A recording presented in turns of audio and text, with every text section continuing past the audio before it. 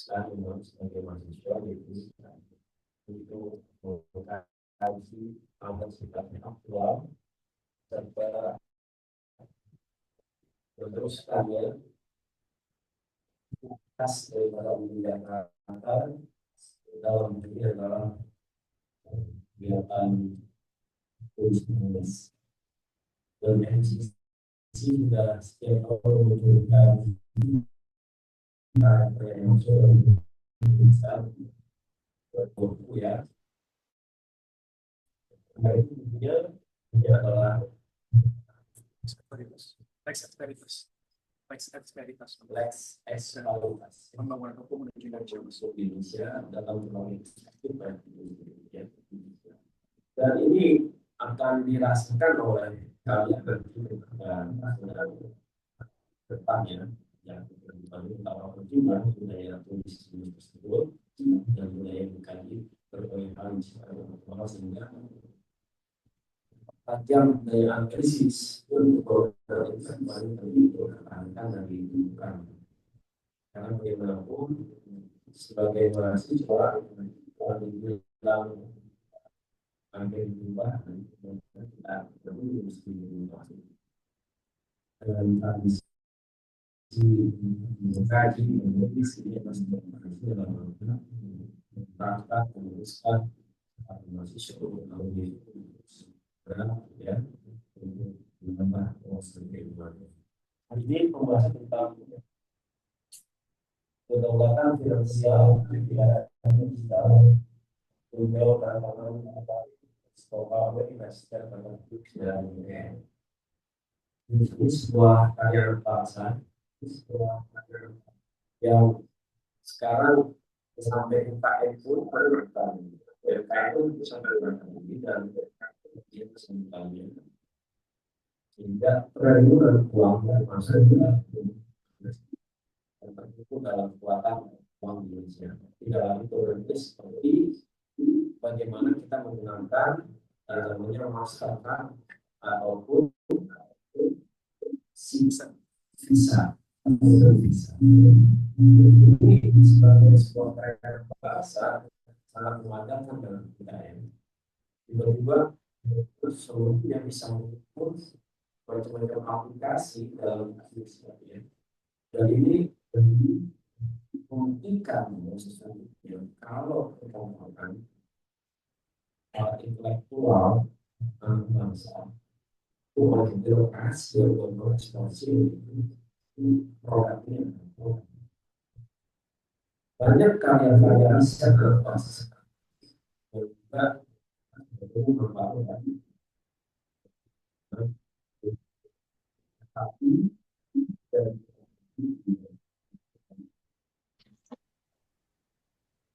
dia ada soal di sini. Bagaimana setiap presentasi Indonesia itu pasti ada rekomendasi, tetapi rekomendasi sebatas rekomendasi kelembagaan negara dalam hal ini tidak hasil rekomendasi. Yuris adalah salah satu rekomendasi bagaimana pada saat itu membutuhkan sebuah karya dan juga oleh Delta dan juga apabila tulis yang sangat bermanfaat dan tentu saja ini adalah tempat kesulitan di Indonesia. Mudah-mudahan sembilan hal ini menghasilkan nilai-nilai bermanfaat dan pengetahuan Indonesia khususnya bagi para mahasiswa ya yang terus berkarya dari institusi ini dan juga tulisan kita. Selamat untuk seminar dan pertemuan hari ini. Tentu saja sebagai wakil kita di dalam persoalan saya sangat mengerti dan terus ya kegiatan yang memang kegiatan beberapa di podcast saya untuk yang pasti budaya mau itu sama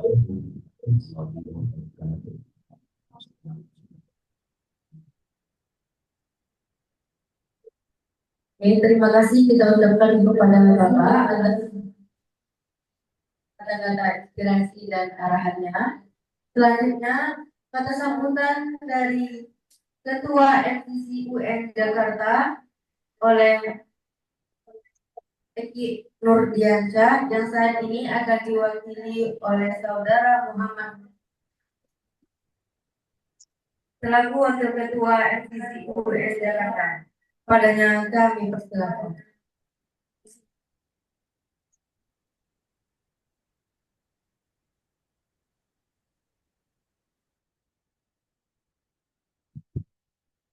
Bismillahirrahmanirrahim.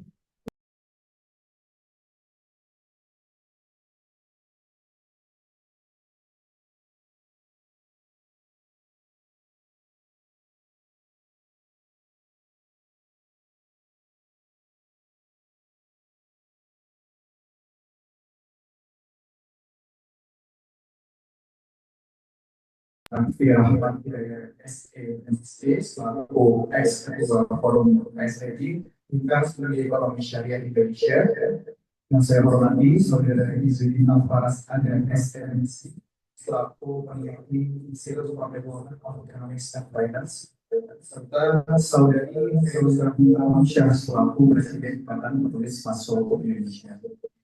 Pertama yang paling utama saya ingin mengucapkan terima kasih banyak kepada Ikatan Mahasiswa Indonesia yang telah branding atau mengajak MCC Jakarta untuk berkolaborasi dalam program kali ini dalam agenda seminar kedaulatan finansial yang digital menjawab tantangan tarif Festival Amerika Serikat terhadap QRIS dan juga HBN.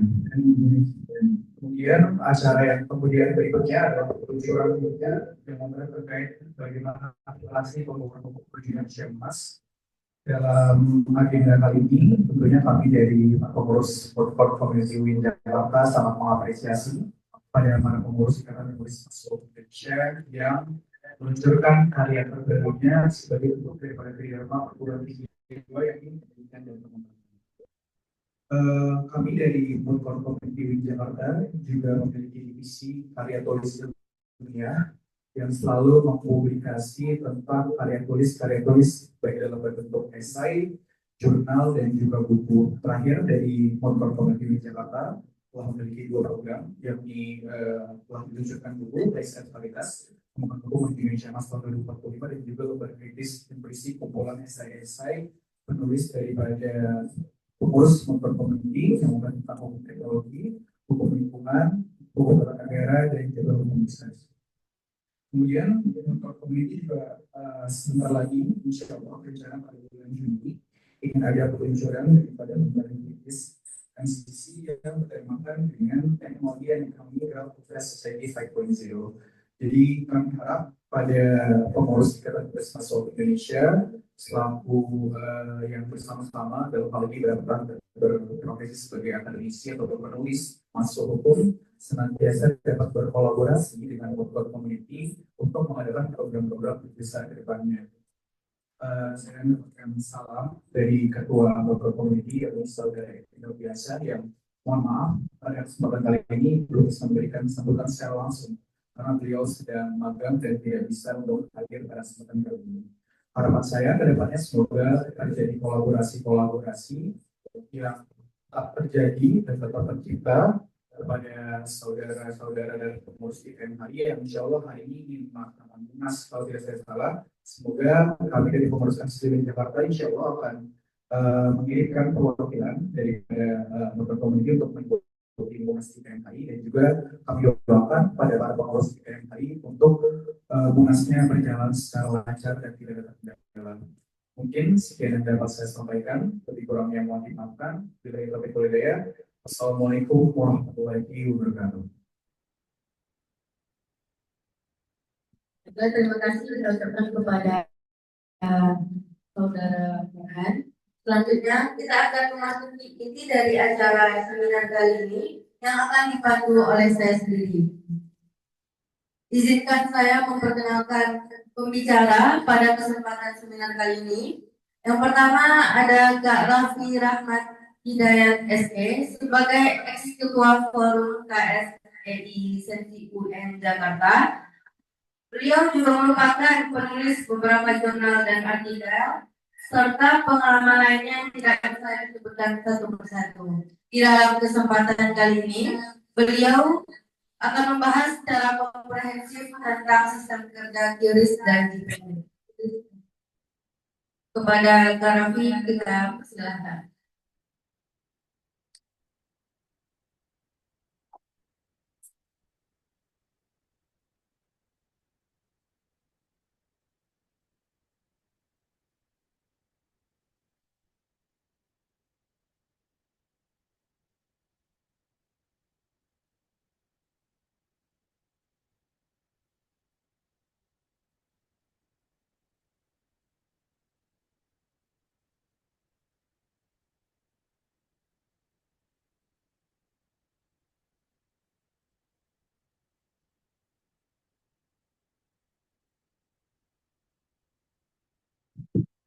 Berkenan ya?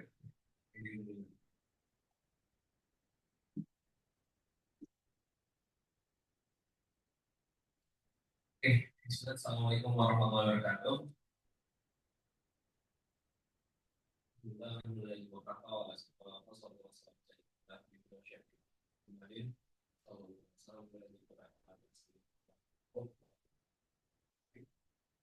Sebuah kehormatan bisa diundang pada acara sudah ini. Jadi akan oleh kita akan penulis masih Indonesia dan UIN Jakarta. Yang mana pada kesempatan kali ini saya diamankan untuk membawakan materi berkaitan tentang konfidensial di era digital, menjawab tantangan tarif resiprokal Amerika Serikat terhadap diri dan UGM. Yang spesifiknya saya bakal bahas terkait bagaimana sih mekanisme IPN dan QRIS di Indonesia ini, dan apa bedanya antara sebelum dan sesudah adanya QRIS dan IPN ini di Indonesia.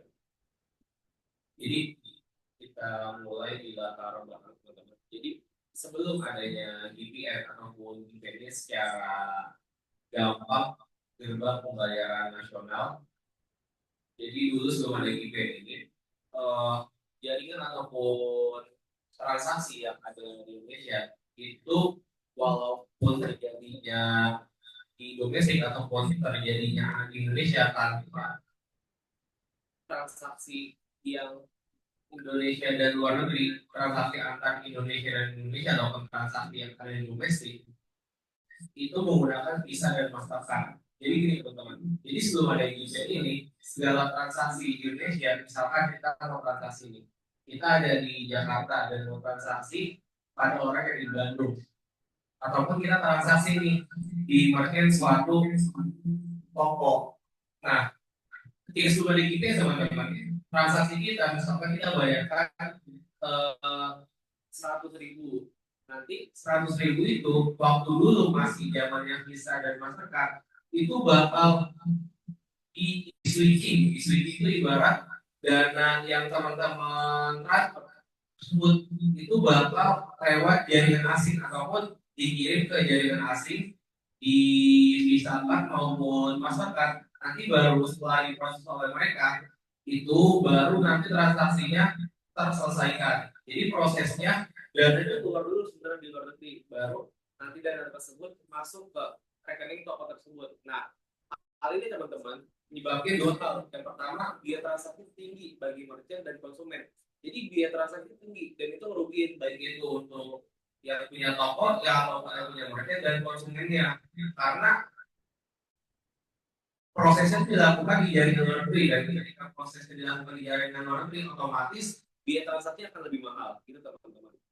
Nah, terus teman-teman, salah satu yang jadi kontennya ataupun fokusnya, oke lah kalau biaya transaksi itu masih diwajarkan, katakanlah 1-2%. Tapi yang jadi bahaya gini teman-teman, ketika transaksi kita keluar dari Indonesia, otomatis data pembeli maupun penjualnya itu akan masuk ke luar negeri. Dan seperti kita tahu, kalau kita melakukan suatu transaksi, itu data-data kita sebagai pembeli maupun penjual akan diproses di asing. Jadi data itu relatif nggak aman zaman dulu tuh, waktu masih menggunakan Visa dan Mastercard. Jadi kedaulatan data kita, data keuangan kita itu tuh sangat-sangat rawan karena data kita tuh masuk ke luar negeri itu. Terus yang terakhir tuh rendahnya interoperabilitas antar bank menyebabkan inefisiensi. Jadi gini teman-teman. Dulu pas belum ada VPN ataupun QRIS ini, teman-teman tahu kan mesin IDC itu yang teman-teman ngecek di toko-toko. Nah, pada masa dulu teman-teman sebagai GPN ini, jadi satu toko itu harus nyiapin berbagai macam perbankan. Jadi misalkan teman-teman punya BCA, sementara merchantnya itu merchant BNI, itu nggak bisa dilakukan. Gitu juga sebaliknya. Dan jadinya toko ini harus nyiapin berbagai merchant yang ada. Jadi merchantnya harus diperbanyak nih. Misalkan harus nyediain merchant BCA, BNI dan lain-lain agar mengakomodir. Nah, itu sangat inefisiensi dan merugikan konsumen maupun pemilik merchant ini. Jadi daripada hal itu teman-teman masalah-masalah terjadi antara biaya transaksi tinggi, terus keamanan data dan inefisiensi dan interoperabilitas antar bank, maka Bank Indonesia sebagai bank sentral itu membuat suatu langkah-langkah strategis teman-teman. Boleh slide. Nah, yang pertama tuh ada inisiasi dan perumusan GPN ini. Jadi BI ini sebagai regulator utama dalam bidang transaksi di Indonesia ini menyusun suatu kebijakan interkoneksi dan interoperabilitas dalam sistem pembayaran. Jadi BI ini teman-teman waktu 2012 ini dia tuh kumpulin semua praktisi, semua perbankan ataupun hal perbankan dan berbagai institusi yang berkaitan sistem pembayaran. Jadi dikumpulin untuk membahas nih gimana caranya Indonesia agar berkedaulatan di segi sistem pembayaran. Jadi BI teman-teman ibaratnya tuh kumpulin benar-benar pelaku perbankan, fintech, dompet digital dan lain-lain. Setelah mereka kumpulin, BI itu dikeluarkan peraturan yaitu PBI nomor 19 garis miring 8 garis miring PBI tahun 2017 tentang gerbang pembayaran nasional. Nah, 2017 itu udah diterbitin suatu peraturan terkait gerbang pembayaran nasional ini ataupun GPN yang disusun dari 2016 bersama para isi baik itu lembaga keuangan ataupun lembaga speakingnya. Baru tahun 2017 tanggal 4 Desember Bank Indonesia secara resmi meluncurkan GPI. Logo GPI diperkenalkan publik, logo GPI kalau bisa dilihat seperti aja lah, ada logonya. Logo GPI diperkenalkan publik dan kartu debit domestik pertama dengan logo GPI mulai diperkenalkan. Jadi sebelum adanya GPI ini teman-teman, kartu debit maupun kartu kredit yang teman-teman pegang itu belum ada logo GPN-nya, belum ada logo gerbang pembayaran nasionalnya. Baru ada logo Visa ataupun Mastercard. Yang mana Visa dan Mastercard ini adalah lembaga switching internasional. Itu. Baru setelah peluncurannya tahun 2018 itu tahap awal implementasi GPN dimulai. Bank yang ada di Indonesia itu diwajibkan menerbitkan kartu kredit yang berlogo GPN bagi nasabah baru apapun nasabah lama yang ingin menukarkan kartunya yang awalnya hanya kartu Mastercard dan Visa Card ditukarkan dengan kartu yang ada logo GPN-nya. Lalu para merchant yang ada di Indonesia ini ataupun para pemilik toko dan lain-lain itu menyediakan edisi yang menerima semua kartu GPN. Jadi pada setelah ada GPN teman-teman satu toko itu hanya menyediakan satu merchant. Satunya apa? Jadi awalnya kan misalkan merchantnya BCA nih, merchantnya BCA. Nah kartu nasabah itu debit BRI. Nah ketika ada GPN ini teman-teman merchant tuh BCA tapi bisa digunakan juga untuk kartu-kartu debit lain. Jadi itu bakal lebih efektif dan ketika adanya merchant edisi ini yang berlambang GPN ataupun pakai jaringan GPN itu lebih murah dibandingkan merchant yang menggunakan Mastercard dan Visa Card karena ketika adanya GPN ini semua transaksi yang ada di domestik itu diselesaikan di domestik jaringannya menggunakan jaringan domestik yaitu GPN. Baru pada tahun 2019 teman-teman Bank Indonesia mewajibkan semua bank yang ada untuk migrasi kartu debit lama ke GPN secara bertahap. Baru setelah itu kita masuk ke kirisnya. VPN diintegrasikan dengan standarisasi QR kode nasional yang kemudian melahirkan quick response kode Indonesian Standard ataupun QRIS. Nah, baru kita masuk teman-teman ke mekanismenya. Ini teman mekanisme gerbang pembayaran nasional ataupun GPN. Jadi yang pertama tuh terkait mekanismenya kita harus belajar nih sebenarnya GPN ini komponennya ada apa aja.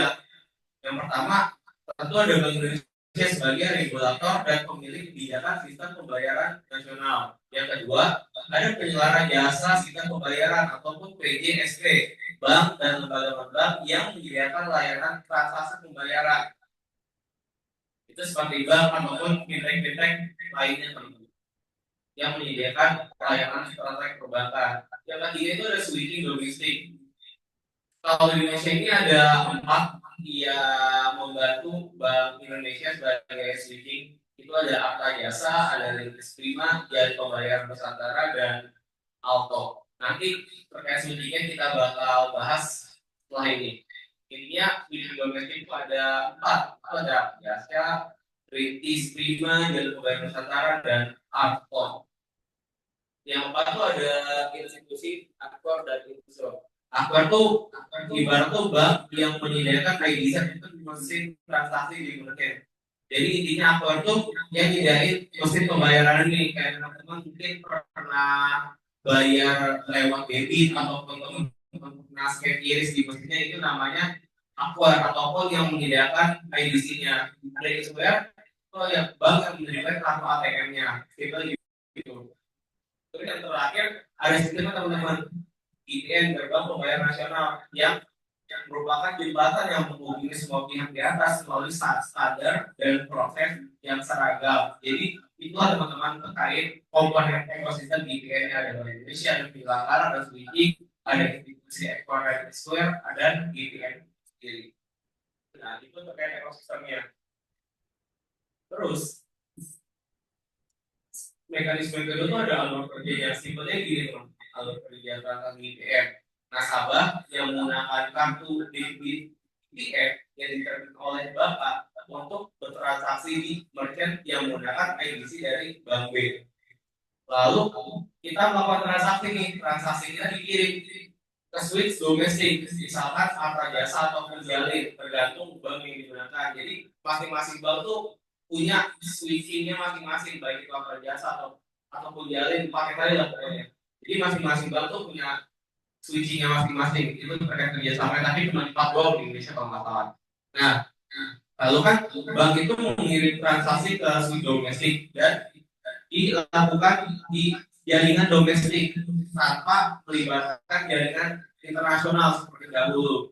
Lalu switch domestik ini mengidentifikasi bank terbit yaitu Square dan mengirim permintaan ke otoritas ke bank A. Jadi setelah transaksi itu masuk teman-teman ke mesin IDC-nya, switching-nya ini tuh mengidentifikasi dulu apakah benar nih bahwasannya transaksi ini valid itu ke bank penerbitnya dengan permintaan otorisasi ke bank A-nya, bank yang jadi pelakunya ataupun yang jadi penerbit kartu IPN ini. Lalu setelah bank A itu memberikan respon ke switch ini, baik itu otorisasi diterima ataupun ditolak, jadi switch ini tahu nih, oh respon dari bank A itu benar nggak kalau misalkan nasabah ini menggunakan kartu debit IPN-nya. Lalu setelah itu teman-teman switch mengirimkan respon ke bank B, lalu diteruskan ke IDC merchant-nya. Jadi setelah divalidasi dulu nih dari bank A, lalu divalidasi ke switch-nya, baru switch-nya tuh ngirim ke IDC merchant ke bank B. Jadi gitu prosesnya. Lalu setelah itu merchant menerima notifikasi transaksi berhasil dan nasabah menyelesaikan pembayaran. Sebenarnya kelihatan simpel teman-teman, kelihatannya rumit ya, tapi kalau kita lakuin itu simpel banget teman-teman. Kayak teman-teman punya ATM BRI, lalu teman-teman bayar lewat merchant BCA. Nah nanti pas teman-teman bayarkan itu sebenarnya tuh ada switching dulu nih, divalidasi dulu sama lembaga switching yang 4 tadi. Baru setelah divalidasi, pertama switchingnya validasi ke bank A dulu sebagai yang pemilik kartu debit ini, ketika udah divalidasi, oh transaksi ini benar nih, baru nanti divalidasi lagi ke bank B, lalu setelah divalidasi ke bank B, baru transaksi itu nyatakan selesai gitu. Nah, yang terakhir, weekend ini seluruh proses diselesaikan secara real time melalui jaringan domestik tanpa melibatkan jaringan luar negeri. Ketika kita hanya melibatkan jaringan domestik tanpa melibatkan jaringan luar negeri, pertama teman-teman, data kita aman teman-teman karena data kita itu nggak masuk ke luar negeri, jadi data itu terjaga gitu. Yang kedua, biaya transaksi lebih murah karena hanya melibatkan jaringan yang ada di domestik.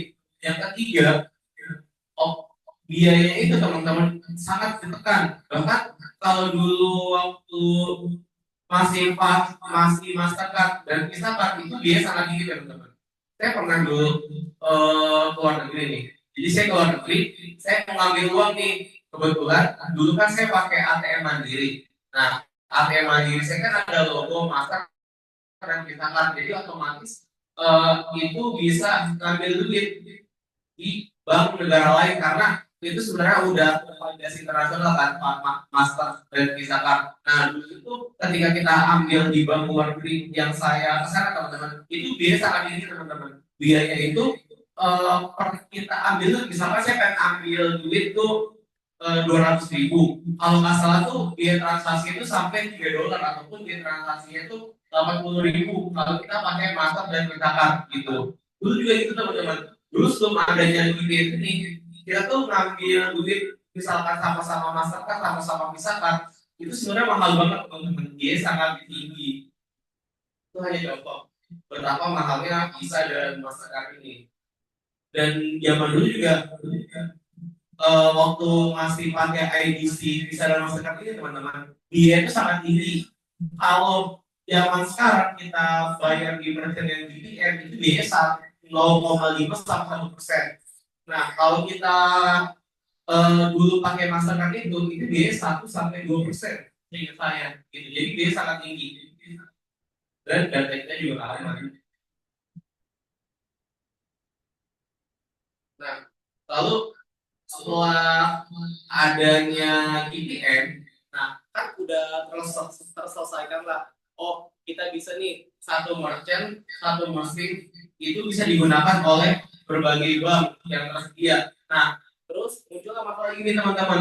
Dulu sebelum adanya QRIS, itu tuh seluruh fintech, seluruh dompet digital, seluruh perbankan itu punya QR code-nya masing-masing. Jadi antara satu bank dengan bank lainnya itu punya QR code-nya masing-masing. Jadi nggak efektif nih, nggak efektif dan satu QR code ini hanya bisa digunakan oleh satu perbankan. Jadi misalkan QR code BCA hanya bisa digunakan oleh nasabah BCA. QR code Gojek hanya bisa digunakan oleh Gojek, QR code Dana hanya bisa digunakan oleh Dana. Lalu melihat permasalahan ini, Bank Indonesia itu mengumpulkan lagi nih para praktisi, baik itu di dompet digital, fintech ataupun perbankan untuk membuat suatu standarisasi baru nih yang bekerja sama dengan Asosiasi Sistem Pembayaran Indonesia ataupun ASI. Jadi dikumpulin semuanya, dibuat suatu rancangan terbaik biar gimana sih transaksi di Indonesia itu biar efektif, biar efisien dan biar mudah. Lalu setelah mereka kumpul berdiskusi dan membuat suatu rancangan, disepakatilah pada 17 Agustus tahun 2019 tepat pada Hari Kemerdekaan Indonesia dibuat suatu Quick Response Code Indonesia Standard ataupun QRIS sebagai QR code standar Indonesia yang bisa digunakan oleh semua satu kode bisa digunakan oleh semua perbankan maupun fintech. Jadi lebih efisien, lebih murah dan konsumen maupun produsen itu sangat-sangat diuntungkan karena QR ini sangat memudahkan. Tinggal kita nge-scan di suatu merchant, baik itu merchant yang milik fintech manapun, milik dompet digital manapun, milik perbankan manapun, itu bisa scan dengan mudahnya. Itu seperti tujuannya itu sudah saya sebutkan tadi. Nah, prinsip utama QRIS ini ada 4. Yang pertama universal, bisa digunakan oleh semua aplikasi pembayaran digital. Terus interoperable, satu QR code bisa dibaca oleh semua aplikasi, lalu integrasi, transaksi terekam dan terintegrasi dalam sistem keuangan nasional. Jadi semua transaksi yang dilakukan menggunakan QRIS itu terekam dan terintegrasi dalam sistem keuangan nasional. Dan ketika terintegrasi itu, Bank Indonesia itu lebih mudah melihat data transaksi yang terjadi di Indonesia, dan itu memudahkan, sangat memudahkan. Terus juga dia murah, cepat, dan mudah diakses. QRIS ini pas dulu baru dirilis, kalau nggak salah tuh biaya sampai 0, teman-teman. Jadi kalau kita menggunakan QRIS, biaya pembayaran yang kita gunakan itu 0. Nah, baru beberapa tahun setelah ini, beberapa tahun belakangan, kalau nggak salah tuh biaya-biaya tuh nggak 0 lagi, tapi tetap pasangan murah. Kalau nggak salah tuh 0,0003 gitu atau 0,5, jadi sangat murah lah di sini. Nah, terus dari slide ini saya bakal sedikit jelasin data penggunaan di Indonesia. Yang pertama itu dari volume dan transaksi, teman-teman. Volume transaksi dan nilai transaksi Indonesia tahun 2020 sampai tahun 2024 dan terbarunya, menurut data Asosiasi Sistem Pembayaran Indonesia atau ASPI, tren transaksi menggunakan QRIS terus meningkat sampai akhir 2024. Nah, pada Desember 2024 ini, volume transaksi QRIS itu mencapai 779 juta transaksi, naik 159 dibandingkan Desember 2023. Nah, data ini year on year ataupun tahun ke tahun. Nah, tahun lagi itu udah naik teman-teman sebanyak 100%, yang mengindikasikan bahwasanya orang yang menggunakan QRIS ini makin lama makin banyak tuh. Lalu pada akhir tahun lalu juga nilai transaksi QRIS itu tumbuh menjadi 82 triliun, tumbuh sebesar sebanyak 141% dari tahun sebelumnya. Terlihat pada grafik yang saya sertakan. Nah, dari data ini teman-teman, kalau kita buat suatu interpretasi, itu tuh penggunaan QRIS selama tahun itu semakin meningkat. Meningkat karena apa? Ya tadi dia efisien, dia mudah, dan dia murah. Jadi volume dan nilai transaksi ini menunjukkan kualitas QRIS sebagai suatu standar pembayaran nasional. Gitu. Lalu itu juga menggambarkan teman-teman bahwa efisiensi dan kemudahan QRIS ini dari jumlah konsumen pengguna QRIS, yang mana data terakhir pada Desember 2024, konsumen pengguna QRIS mencapai 55 juta pengguna. Jumlahnya bertambah sekitar 9 juta pengguna atau tumbuh hampir 20% dibandingkan Desember 2023. Nah, data selanjutnya teman-teman itu data jumlah merchant QRIS per provinsi. Berdasarkan data Asosiasi Sistem Pembayaran Indonesia, ada sekitar 36 juta pedagang merchant yang melayani pembayaran non QRIS ini. Datanya itu baik UMKM maupun usaha kecil ataupun besar, teman-teman. Lalu jumlahnya bertambah sekitar 6 juta merchant ataupun tumbuh 20% dibandingkan Desember 2023. Nah, ini tuh udah menjadi suatu indikator teman-teman, bahwasanya ketika suatu produk itu memiliki kenaikan yang benar-benar signifikan, berarti suatu produk itu sudah baik, sudah bagus, tinggal peningkatannya dilakukan dengan signifikan ataupun dilakukan suatu pengawasan yang lebih baik, gitu teman-teman. Jadi dari data penggunaan QRIS Indonesia, dari volume transaksi, jumlah merchant dan juga konsumen, itu tuh udah mengidentifikasi bahwasanya QRIS ini adalah suatu produk yang benar-benar bagus, karya anak bangsa, tanpa melibatkan asing. Jadi produknya benar-benar bagus, teman-teman. Bahkan kalau kita bilang teman-teman, QRIS ini salah satu produk keuangan digital yang paling maju di dunia.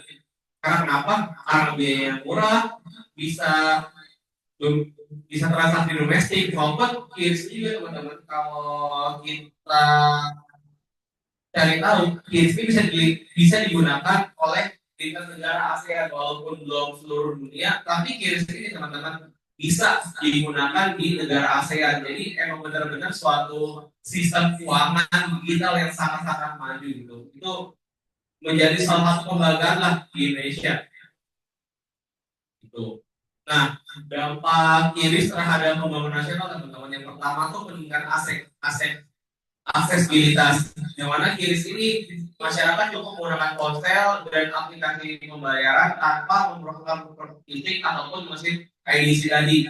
Misalkan teman-teman lihat UMKM yang ada di sekitar teman-teman, itu nggak perlu mesin lagi nih, hanya perlu ngeprint kode QR-nya, lalu konsumen yang pengen bayar tinggal scan. Itu sangat efisien dan mudah. Karena kenapa teman-teman? Pertama, kalau misalkan hanya menggunakan print, itu modal yang dikeluarkan oleh produsen itu sangat murah. Sementara kalau ada mesin IDC dengan menggunakan kartu fisik, produsen itu harus membeli mesin IDC terlebih dahulu. Dan seperti yang kita tahu, nggak semua UMKM itu mampu untuk membeli mesin IDC ini. Gitu. Lalu UMKM di daerah terpencil pun dapat menerima bayaran digital. Nggak pernah terbayangkan di benak kita dulu sebelum ada QRIS ini bahwasanya kayak pedagang bakso, pedagang cilok itu bisa menggunakan pembayaran digital. Itu belum terbayangkan sampai ada QRIS ini yang bisa membuat seluruh pedagang-pedagang kecil di daerah manapun di Indonesia itu mampu menggunakan pembayaran digital yang sangat efisien dan murah. Lalu setelah adanya peningkatan ASEAN di sini teman-teman, sorry sebenarnya masih salah dari ini ya. Alasan kenapa Amerika ini menyoroti GDPR dan QRIS ini teman-teman. Nah, Amerika sebenarnya menyoroti dua kebijakan, yaitu pertama peraturan BI nomor 19 garis miring 8 garis miring 2017 tentang gerbang pembayaran nasional, yang mana peraturannya teman-teman, karena teman-teman semua ini rata-rata itu anak hukum, sementara saya sendiri adalah anak ekonomi. Nah, peraturannya benar-benar harus teman-teman pahami gitu. Dari peraturannya teman-teman, di Indonesia itu mewajibkan seluruh transaksi retail domestik diproses melalui lembaga switching lokal berlisensi BI. Jadi ini peraturannya teman-teman, semua lembaga ini, semua retail, pedagang retail di Indonesia itu wajib menggunakan switching lokal yang ada 4 tadi, yang udah dilisensi oleh BI. Gitu. Jadi switching internasional itu tidak boleh digunakan lagi kalau transaksinya adalah transaksi domestik. Nah, lalu teman-teman, pembiayaan asing dibatasi maksimal 20% untuk perusahaan switching. Jadi ini kan banyak gitu ya. Misalkan perusahaannya tuh milik Indonesia, ya kan? Perusahaan milik Indonesia, tapi ada beberapa persen kepemilikan asing di perusahaan tersebut. Nah, untuk menjaga kedaulatan finansial Indonesia, kedaulatan finansial kita mulai Indonesia teman-teman, BI ini berkata asing itu hanya boleh memiliki kepemilikan perusahaan switching sebanyak sebesar 20% gitu. Jadi sangat-sangat dibatasi teman-teman. Implikasinya teman-teman, kenapa dibatasi 20% teman-teman? Karena misalkan asing itu memiliki kepemilikan yang dominan di perusahaan switching lokal, otomatis asing akan membuat suatu kebijakan ataupun melakukan suatu intervensi karena pemilikan dia terhadap perusahaan switching ini itu banyak. Sementara kalau misalkan kepemilikan switching ini dibatasi 20%, otomatis asing itu nggak bisa intervensi karena kepemilikan dia itu bukan kepemilikan yang dominan gitu. Lalu yang terakhir itu melarang pembayaran elektronik lintas batas untuk transaksi retail domestik. Itu teman-teman terkait peraturan. Jadi peraturan yang ditetapkan terkait gerbang pembayaran nasional ini sangat membatasi transaksi asing untuk transaksi domestik menggunakan jaringan asing, dan ini benar-benar melindungi, yang pertama melindungi data transaksi kita agar tidak dilempar ke asing dan melindungi dari segi transaksinya yang lebih murah dan lebih efisien. Nah, lalu yang kedua, asing juga mensoroti peraturan BI nomor 21 tahun 2019 tentang Quick Response Indonesia Standar atau QRIS.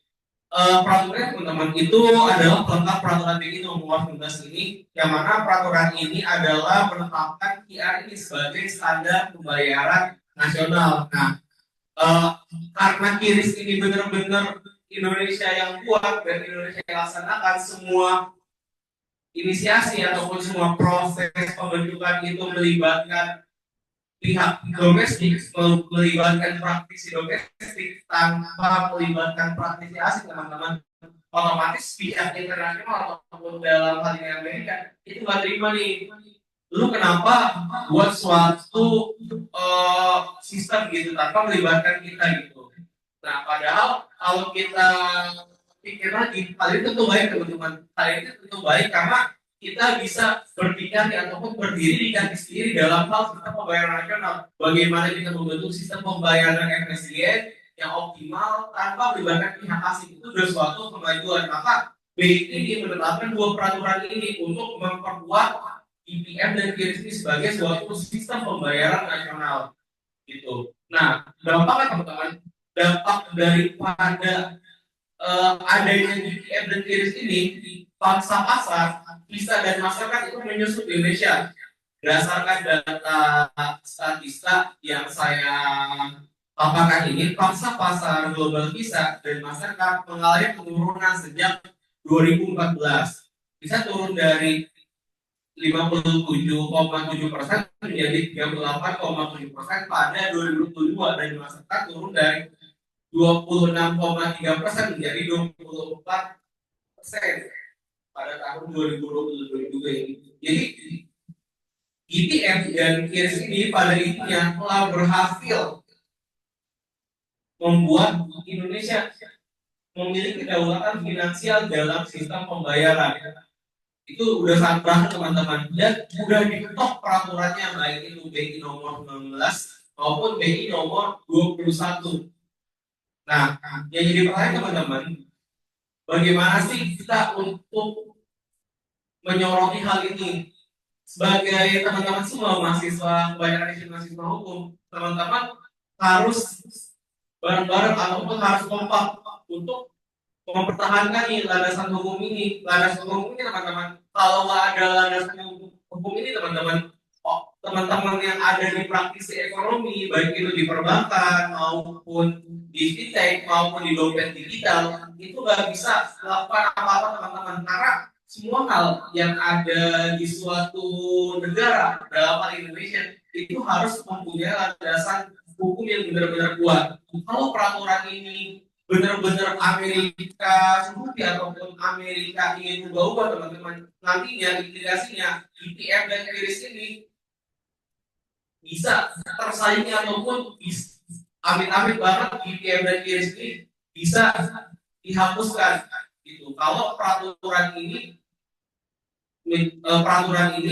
menjadi suatu alat bekal gitu dalam perang tarif ini. Jadi jangan sampai adanya perang tarif ini, karena perang tarif ini sebenarnya untuk menyeimbangkan tarif perdagangan, tapi malah perang tarif ini bukannya kita menyeimbangkan perdagangan tarif kita dengan Amerika, tapi Amerika melucuti kedaulatan finansial kita gitu. Nah, pada akhirnya itu saja yang bisa saya sampaikan. Kurang lebih mohon maaf apabila ada yang tanyakan. Nanti ada materi selanjutnya, dipersilakan. Mungkin sekian.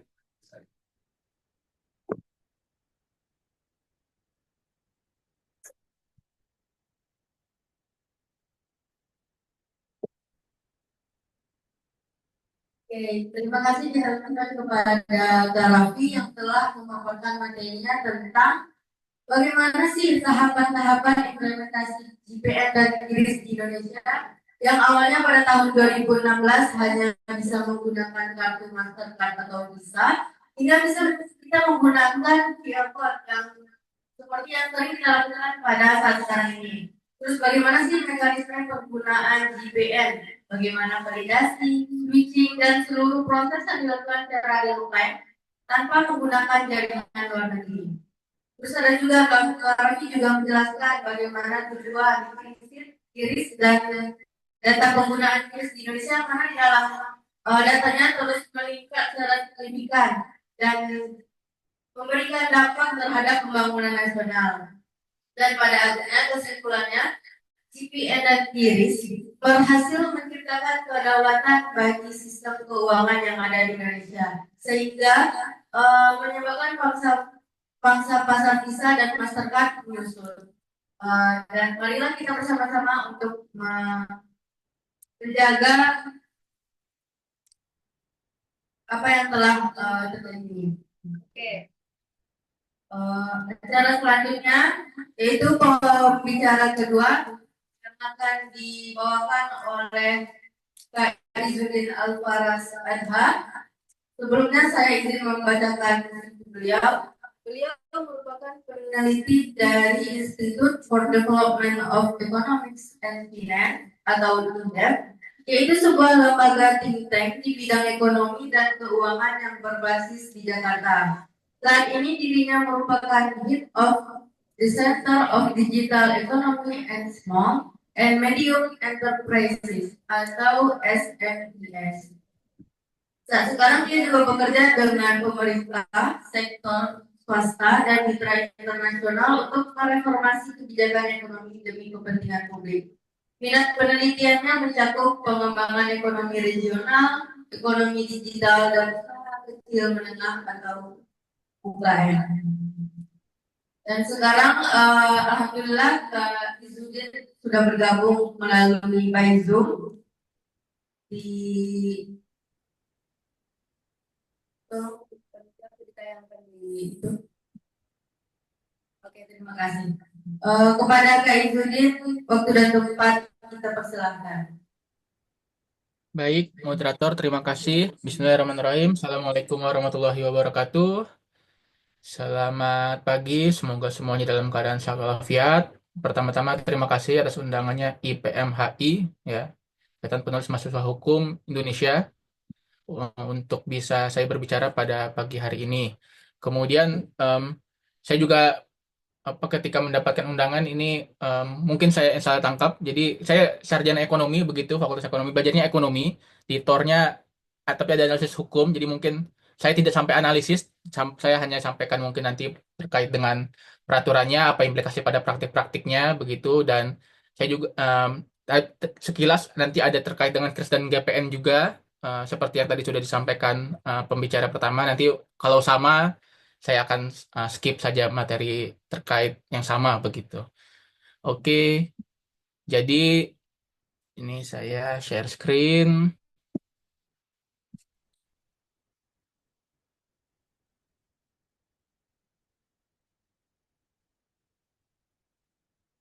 Ya, jadi mungkin teman-teman juga sudah tahu ya bahwa sejak Trump mengumumkan adanya perang tarif dan Amerika menerapkan berbagai tarif yang lebih tinggi daripada sebelumnya kepada berbagai negara termasuk Indonesia, Amerika itu bermaksud untuk memberikan hambatan kepada banyak negara termasuk Indonesia yang mereka anggap merugikan negara mereka karena memang secara neraca transaksi perdagangan Amerika mengalami negatif begitu terhadap Indonesia salah satunya.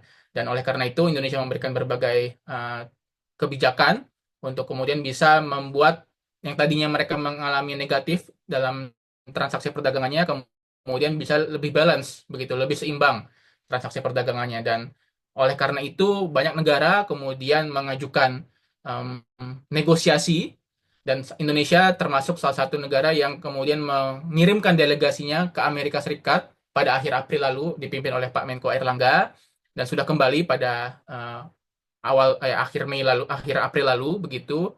Dan ternyata masih terus berlangsung negosiasi antara Amerika dengan Indonesia. Dan salah satu ternyata yang disorot oleh Amerika terkait dengan kenapa mereka memberikan hambatan yang lebih besar itu adalah terkait dengan adanya KRIS dan GPN begitu. Dan ini ternyata kemudian memicu reaksi dari masyarakat karena GPN, KRIS ini sebuah sistem keuangan digital yang dibangun sudah ya hampir sedekade lalu dan dirasakan banyak manfaatnya oleh banyak masyarakat Indonesia. Jadi ini menjadi pro kontra apakah memang kita harus benar-benar menjaga adanya Kristen GPN ini atau kita mengikuti apa keinginan dan kemauan dari Amerika Serikat. Ini menarik untuk kita simak bersama-sama.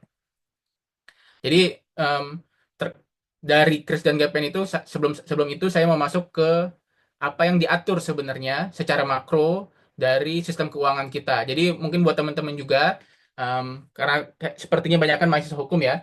Jadi Indonesia itu punya Komite Stabilitas Sistem Keuangan yang isinya itu ada 4 lembaga yaitu BI, OJK, LPS dan Kementerian Keuangan. Komite Sistem Stabilitas Keuangan inilah yang kemudian berapat kira-kira gitu secara rutin untuk membahas perkembangan terkini dari sistem keuangan yang ada di Indonesia. Dan dua di antara 4 tadi tentu adalah BI dan OJK. Nah, BI dan OJK ini memiliki kewenangannya masing-masing, begitu, di mana BI ini bahkan tercantum di dalam Undang-Undang Dasar, sementara OJK adalah salah satu produk reformasi yang kemudian mengambil sebagian kewenangan BI yang ada di kemudian lahir di Undang-Undang 21 tahun 2011 tentang OJK.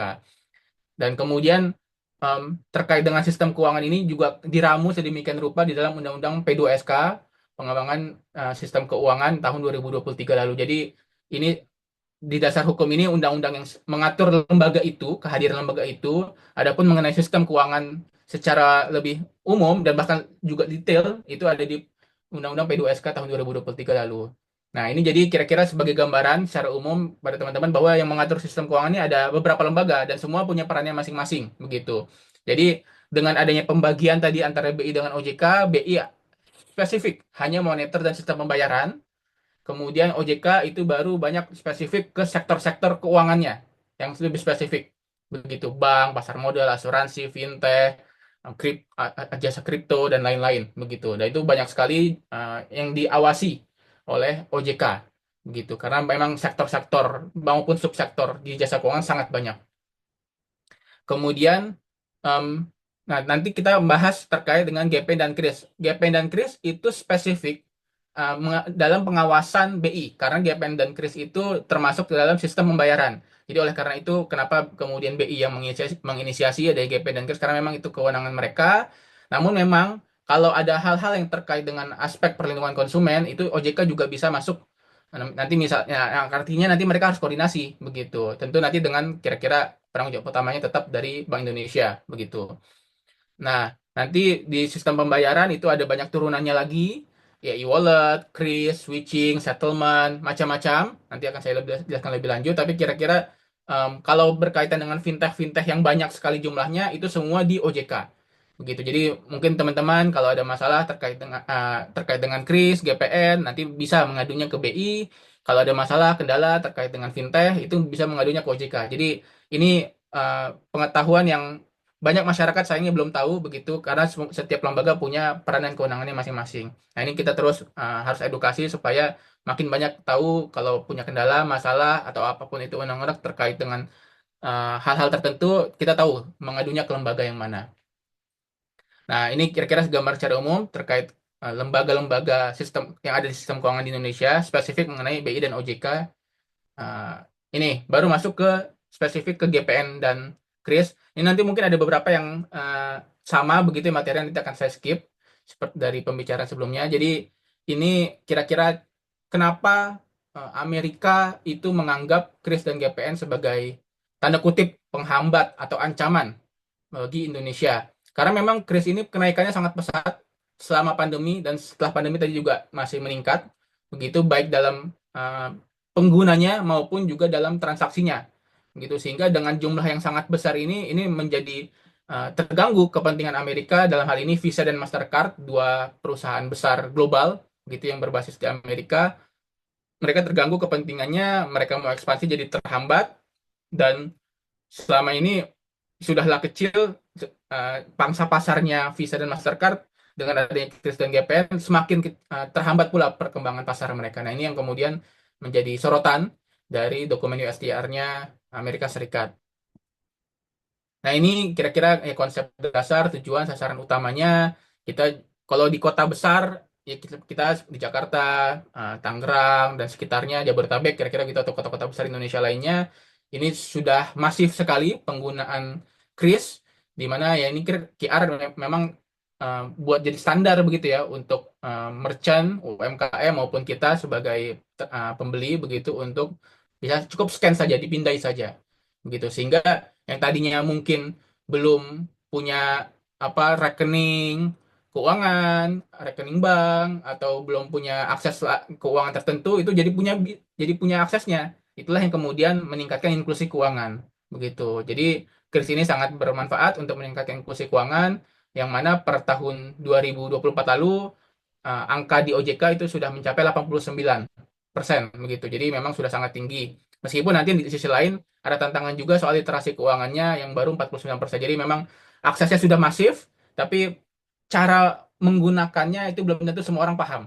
Nah, ini nanti juga jadi PR kita bersama begitu, khususnya bagi pemerintah untuk terus memberikan sosialisasi, edukasi, peningkatan literasi bagi masyarakat, khususnya nanti yang lebih butuh itu sosial ekonomi yang cenderung di bawah begitu. Nah, lanjut. Nah, ini kira-kira soal model penggunaannya, bisa ada merchant present mode, customer present mode. Mungkin teman-teman ada yang um, memiliki usaha begitu, mungkin juga teman-teman lebih tahu detail bagaimana teman-teman bisa mengenerate krisnya, kemudian transaksinya bisa terintegrasi dengan sistem keuangan usaha teman-teman. Nah, ini nanti mungkin juga bisa tanya jawab, sharing begitu di sesi berikutnya. Tapi kira-kira inilah memang tujuannya untuk bisa meningkatkan inklusi keuangan, untuk memudahkan transaksi antara penjual dan pembeli begitu. Nah, ini nanti ada jenis-jenisnya, statis, dinamis. Nanti juga sebenarnya dalam perkembangannya terakhir ada QR cross border, nanti akan saya jelaskan lebih lanjut gitu, karena Indonesia melalui BI itu sudah bekerja sama dengan bank sentral di beberapa negara Asia Tenggara, Malaysia, Thailand begitu, untuk bisa kemudian QR-nya juga bisa ditransaksikan di beberapa negara tersebut. Nanti saya akan jelaskan lebih lanjut. Nah, ini kira-kira jadi ada bedanya antara yang statis dengan dinamis begitu, dari segi pencatatan, dari segi biaya, maupun dari sisi kecepatan dan keamanan juga gitu. Nah, ini tadi juga sudah dijelaskan, saya sampaikan sekilas saja. Secara jumlah pengguna itu terus meningkat selama pandemi. Selama 2024 memang ada kecenderungan relatif stabil, tapi di sisi lain jumlah transaksinya meningkat pesat begitu. Artinya pengguna aktif ini semakin aktif menggunakan kris untuk bertransaksi, kira-kira seperti itu. Nanti PR-nya ada, berarti pemerintah adalah perluasan akses. Artinya nanti di masyarakat perdesaan, begitu ya, masyarakat sosial ekonomi yang di bawah, itu yang kemudian harus disasar. Nanti itu, tapi memang banyak kaitannya dengan tingkat pendidikan, akses internet, macam-macam, nanti akan saya bahas. Kira-kira itu. Jadi orang-orang yang sudah bisa mengakses, seperti kayaknya teman-teman semua nih, kita semua sudah terbiasa menggunakan kris, ini makin sering menggunakan kris begitu. Nah, nanti PR pemerintah memperluas akses itu ke berbagai daerah lainnya. Nah, ini masuk ke poin yang diminta, salah satu poin yang diminta mengenai regulatory framework kris begitu. Jadi eh, sebelum membuat aturan, tentu regulator itu menerapkan apa sih tujuannya, apa yang diharapkan dari adanya kebijakan ini, dalam hal ini kris begitu. Yang oleh karena itu regulator, pembuat kebijakan menerapkan membuat prinsip-prinsipnya terlebih dahulu. Prinsip, oh ini sorry, ini prinsip kris ya, bukan prinsip KPN. Prinsip kris itu interkoneksi, interoperabilitas, keamanan dan efisiensi, dan inklusivitas begitu. Nah, yang kemudian itu semua dituangkan di dalam uh, sebenarnya dua peraturan BI dan satu surat edaran BI. Yang paling kanan itu surat edaran itu. Jadi peraturan BI yang pertama itu mengatur terkait dengan kris, itu peraturan BI nomor 22 garing 23 garing PBI garing 2020. Ini mengatur sebagai bagian dari instrumen, mekanisme, infrastruktur sistem pembayaran. Gitu. Ini PBI tentang sistem pembayaran untuk menjamin sistem pembayaran aman, efisien, dan inklusif. Jadi memang inisiatifnya sebenarnya sudah jauh sebelum pandemi, tapi berhubung ada momen pandemi, ini blessing in disguise juga ya, pandemi begitu, itu yang kemudian mempercepat perluasan akses kris, karena tadinya kan kita harus transaksi tunai. Artinya kita harus megang fisik tuh uang tunai di dompet misalnya begitu, di kantong. Kemudian dengan adanya kris kita tidak perlu lagi menggunakan uang tunai, sehingga cukup scan. Artinya mengurangi juga um, interaksi begitu ya antara pembeli dengan penjual. Begitu artinya kita tidak perlu kalau kemarin di masa COVID kan tidak perlu lagi takut kena terbawa virus katakanlah begitu ya di uang kertas kita karena kita cukup menggunakan HP untuk scan dari QR code-nya begitu. Itu PBI yang pertama tentang sistem pembayaran. PBI yang kedua, nanti ini juga terkait dengan GPN, itu adalah tentang penyelenggaraan infrastruktur sistem pembayaran. Nah, dari PBI ini menerapkan atau menetapkan penyelenggara jasa sistem pembayaran yang dapat berpegang sebagai dua sisi, begitu. Yang pertama, issuer atau penyedia dana, seperti bank atau e-wallet, begitu ya. Yang kedua, dapat pula berperan sebagai penyedia QR untuk merchant acquirer-nya. Jadi ini ada dua pelaku yang bisa jadi sama, bisa jadi berbeda, tapi kira-kira itu dua hal yang berbeda gitu.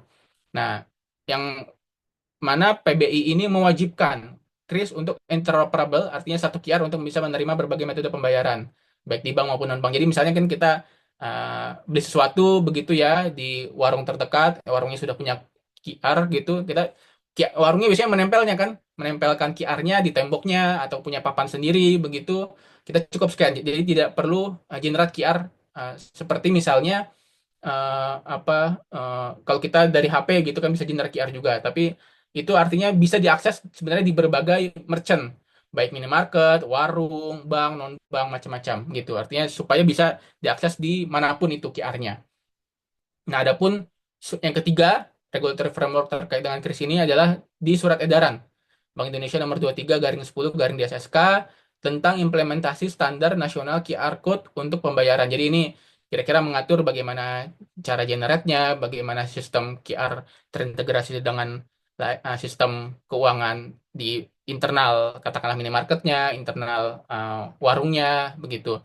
Sehingga nanti tata kelolanya bisa berjalan dengan baik, bisa akuntabel, kemudian menjelaskan juga bagaimana peran masing-masing dari PJSP, begitu penyelenggara jasa sistem pembayaran tadi, mekanisme integrasinya hingga transaksi keamanannya benar-benar dapat terjaga. Karena kan mungkin ada teman-teman yang pernah mengalami sudah scan tapi kok em, tidak bisa terkirim misalnya, atau bahkan tidak bisa scan sama sekali, atau terkirim tapi ke orang lain. Nah, itu bahkan sempat beberapa bulan lalu ada kejadian ternyata QR palsu. Nah, itu beberapa hal yang diatur dalam surat edaran ini juga, begitu. Lanjut, nah ini tadi jenis QR-nya yang lebih detail. Jadi ini umum tadi yang saya jelaskan di warung itu misalnya QR statik itu yang ditempel di tembok, di papannya, itu umumnya dipakai untuk UMKM. Nah, kris dynamic begitu berubah sesuai nominal yang biasanya kalau saya misalnya belanja ke minimarket itu saya keluarin HP, kemudian saya yang kasih krisnya begitu ke kasirnya begitu untuk kemudian dia scan. Nah, ini kan di minimarket. Nah, mungkin teman-teman juga juga sering begitu ya melakukannya. Kita yang mengenerate krisnya begitu.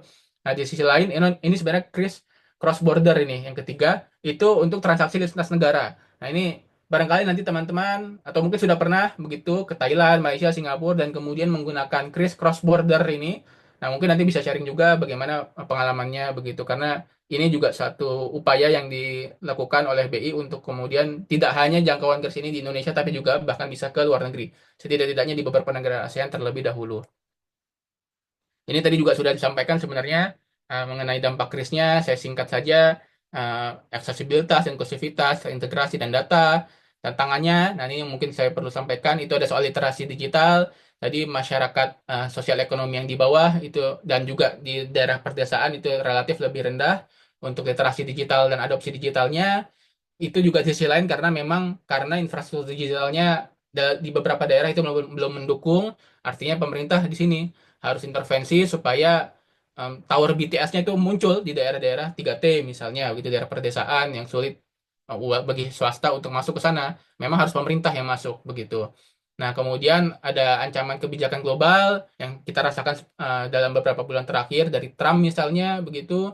Kemudian kebijakan nasional juga, ini yang tadi ada beban yang diberikan. Sebenarnya dari PBI-nya sih menerapkannya kepada UMKM-nya, tapi pasti UMKM itu meneruskannya kepada konsumen. Tapi memang Bank Indonesia berupaya untuk menerapkan biaya biaya merchant MDR ini serendah mungkin karena dari data BI itu sekitar 3 dari 4 transaksi itu di bawah 100.000. Dan biaya MDR ini hanya diterapkan kepada transaksi yang di atas 100.000 begitu. Jadi kalau teman-teman transaksi melalui QR di bawah 100.000 itu relatif sama angkanya seperti yang teman-teman harus bayar di UMKM itu atau di minimarket itu. Tapi kalau teman-teman menggunakan QR di atas 100.000 itu baru kena sedikit charge-nya. Itu yang kemudian jadi biaya jasa bagi PJSP gitu.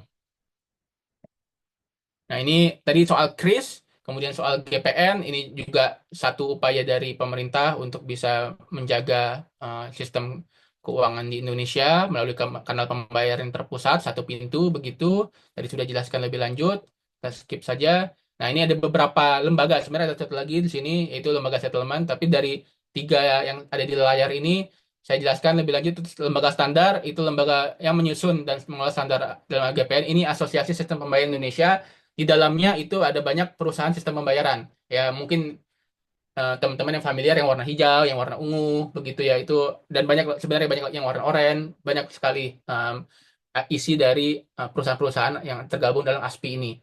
Nah, ini di sisi lain yang kedua itu adalah lembaga switching. Kira-kira ini yang memastikan terselenggaranya pemrosesan secara domestik. Kira-kira kalau dulu mungkin semacam ATM bersama. Nggak tahu teman-teman Gen Z ini masih ketemu nggak dengan ATM bersama gitu ya. Tapi kira-kira itulah supaya satu kartu katakanlah begitu itu bisa diakses oleh semua kita akses di bank lain gitu kira-kira. Jadi misalnya kan kartu saya punya kartu debit dari bank A begitu. Ketika saya misalnya em, di sebuah daerah tidak ada ATM bank A tersebut, saya bisa mengambil uang katakanlah begitu ya di ATM bank B, padahal di kartu debit saya kartu bank A begitu. Nah, itu bisa. Nah, itulah peran dari lembaga switching begitu. Nah, ini ada beberapa tadi juga sudah disebutkan pembicara sebelumnya.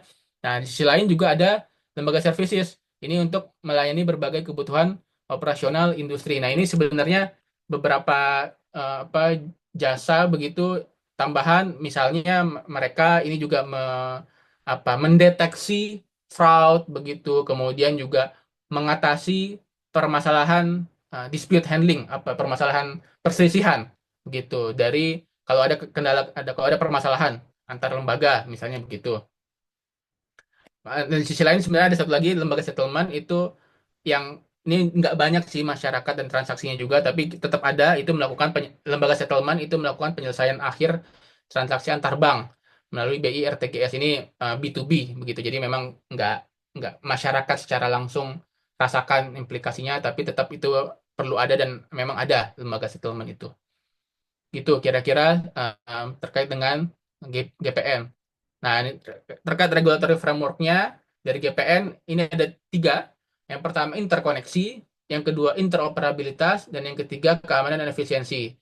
Nah, ini jadi yang jadi prinsip GPN untuk kemudian diturunkan dalam beberapa peraturan di Bank Indonesia. Yang pertama adalah PBI 19/8/2017, di mana PBI ini mengatur soal PJSP-nya, begitu. Kemudian kartu debit harus menggunakan standar nasional chip atau dan logo GPN. Jadi mungkin teman-teman Gensi nggak tahu nih sempat ketemu apa enggak. Mungkin kalau teman-teman sudah lama punya akun rekening bank, itu dulu kita nggak ada logo GPN-nya, sekarang ada logo GPN-nya. Nah, jadi ketika masa transisi itu kita harus datang ke bank kira-kira begitu untuk kemudian menukar kartu kita. Nah, jadi ada masa transisi itu karena nanti kartu yang lama itu akan dihancurkan oleh bank dan kemudian kita dapat kartu baru dan itulah yang kemudian membuat kita bisa bertransaksi secara nasional dengan cukup satu kartu itu, tidak perlu lagi ada biaya gitu lah ada isi biaya, tapi kira-kira itu untuk memperkuat layanan keuangan domestik begitu sehingga transaksinya bisa lebih murah dan mungkin juga mungkin teman-teman juga familiar gitu. Dulu biaya transaksi antar bank itu 6.500, sekarang itu menurun 2.500, bahkan menggunakan beberapa aplikasi dari syarat-syarat tertentu itu bisa gratis begitu ya. Dan juga sebenarnya bank digital juga beberapa itu juga sudah menerapkan biaya transaksi yang gratis untuk sekian jumlah transaksi tertentu. Jadi memang di situ ada biaya-biaya yang diterapkan oleh BI maupun oleh bank. Gitu, itu regulatory framework atau regulasi yang pertama untuk bisa jadi landasan kebijakan GPN ini.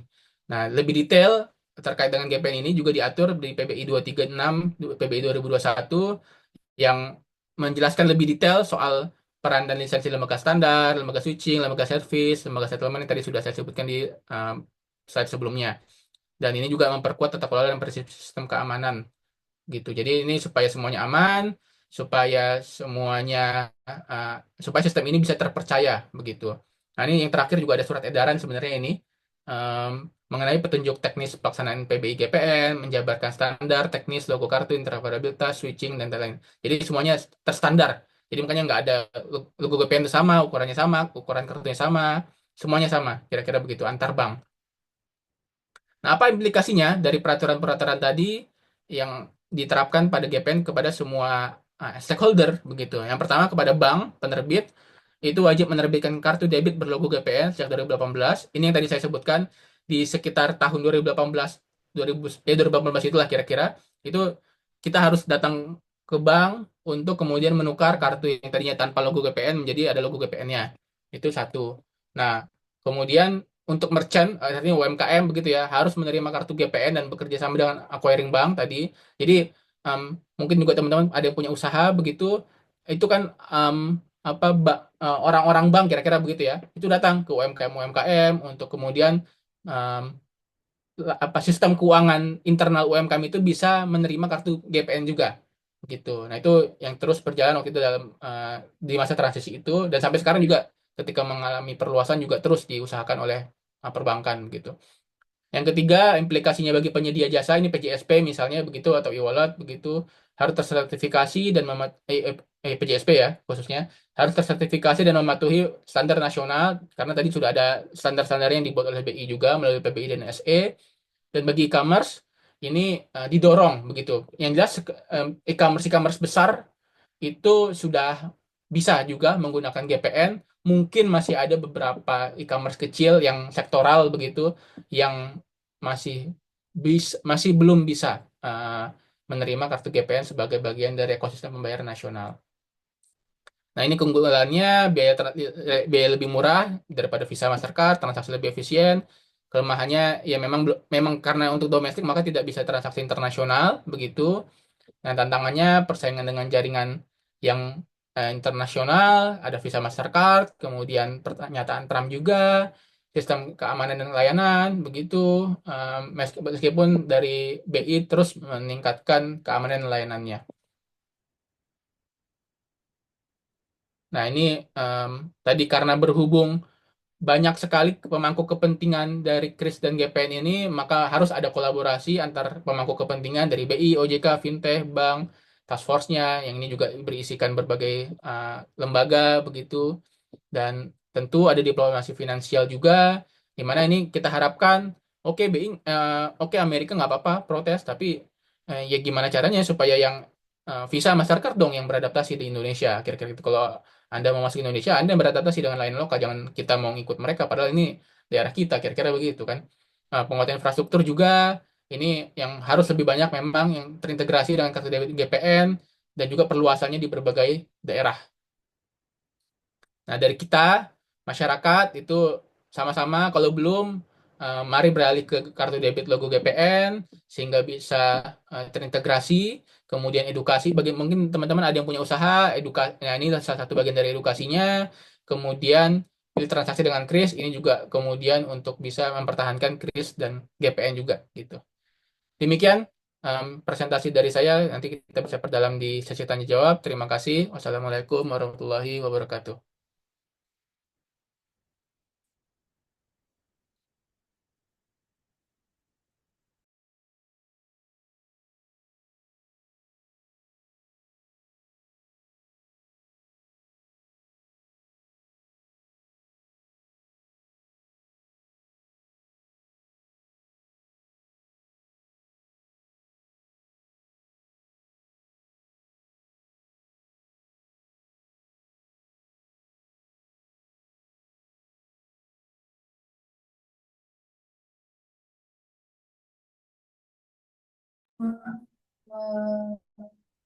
Eh,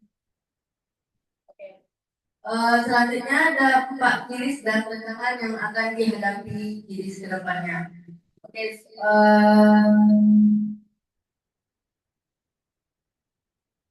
terima kasih banyak atas pemaparan dari kedua narasumber. Penjelasan yang sangat kaya wawasan dan membuka cakrawala kita tentang tema yang kita bawakan pada seminar hari ini. Sesi selanjutnya yaitu sesi diskusi dan tanya jawab. Bagi peserta yang ingin mengajukan pertanyaan, dipersilakan angkat tangan dan sebutkan nama serta instansinya yang apabila berada di dalam ruangan teater lantai 2, dan untuk yang berada di dalam Zoom boleh menuliskan melalui kolom chat. Sebutkan asal nama dan asal instansi dan serta pertanyaan dengan singkat dan jelas. Oke, kita buka untuk 2 sampai 3 penanya pertama. Silakan apabila ada yang ingin bertanya. Oke, untuk pertanyaan pertama ada dari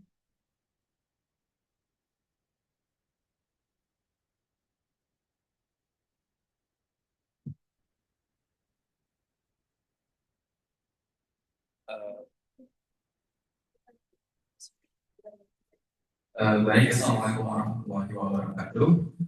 Perkenalkan, nama saya Arif, mahasiswa hukum di Jakarta semester 4. Izin Kak Rafi dan juga Pak Yusudin. Tadi kan seperti yang sudah dipaparkan pada tahun 2018 dalam peraturan BI ya, bahwasannya setiap transaksi ATM, transaksi apapun itu harus melalui GPN dan juga lembaga switch dari lembaga switch yang lokal. Nah, pertanyaan saya, apakah Mastercard dan juga Visa ini yang merupakan pemilikan asing ini benar-benar di-ban dalam artian di-ban dalam ranah domestik? Karena ATM saya pribadi, ATM BNI itu saya lihat belum ada logo GPN-nya dan juga masih ada logo Mastercard. Nah, apakah bisa misalkan satu ATM itu menggunakan GPN dan juga Mastercard dalam satu satu kartu ATM? Jadi kalau misalnya domestik menggunakan GPN dan juga ketika di luar negeri menggunakan Mastercard. Itu pertanyaan pertama. Nah, pertanyaan kedua saya, tadi kan Chris juga sudah mulai melebarkan sayap-sayapnya ke negara tetangga ASEAN kan, seperti Singapura, Malaysia dan juga Thailand. Nah, kalau dari sisi konsumen, apakah seperti biaya adminnya itu lebih efisien dan juga lebih efektif daripada Mastercard dan juga Visa? Nah, coba, terima kasih.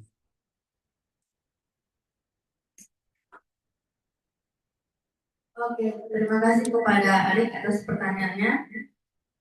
Selanjutnya, pertanyaan kedua.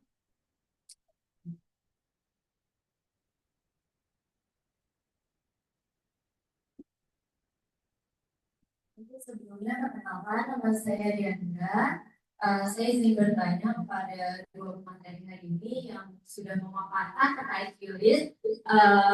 Sangat menarik ya. Pertanyaan saya adalah melihat dari yang dipaparkan oleh kedua pemateri terkait QRIS. Ini kan QRIS ini sangat bagus ya terkait dengan membangun perekonomian terutama yang ada di Indonesia. Nah, pertanyaan saya, apakah BI akan mengajak match atau bank lain terutama yang ada di luar negeri seperti saat ini kan akan merajalela kepada ke Cina, terus juga ke beberapa negara Asia terutama fokusnya. Nah, pertanyaan selanjutnya adalah terkait dengan perlindungan hukum. Apakah perlindungan hukum terkait QRIS akan terus dipegang oleh BI ataupun oleh OJK mengingat terkait lintas negara ini kan menjadi permasalahan hukum ya. Baik, terima kasih. Oke, terima kasih kepada Kak Dean. Selanjutnya, apakah ada pertanyaan dari teman-teman yang ada di Zoom? Boleh, jika ada pertanyaan, silakan ketik pertanyaannya di kolom chat.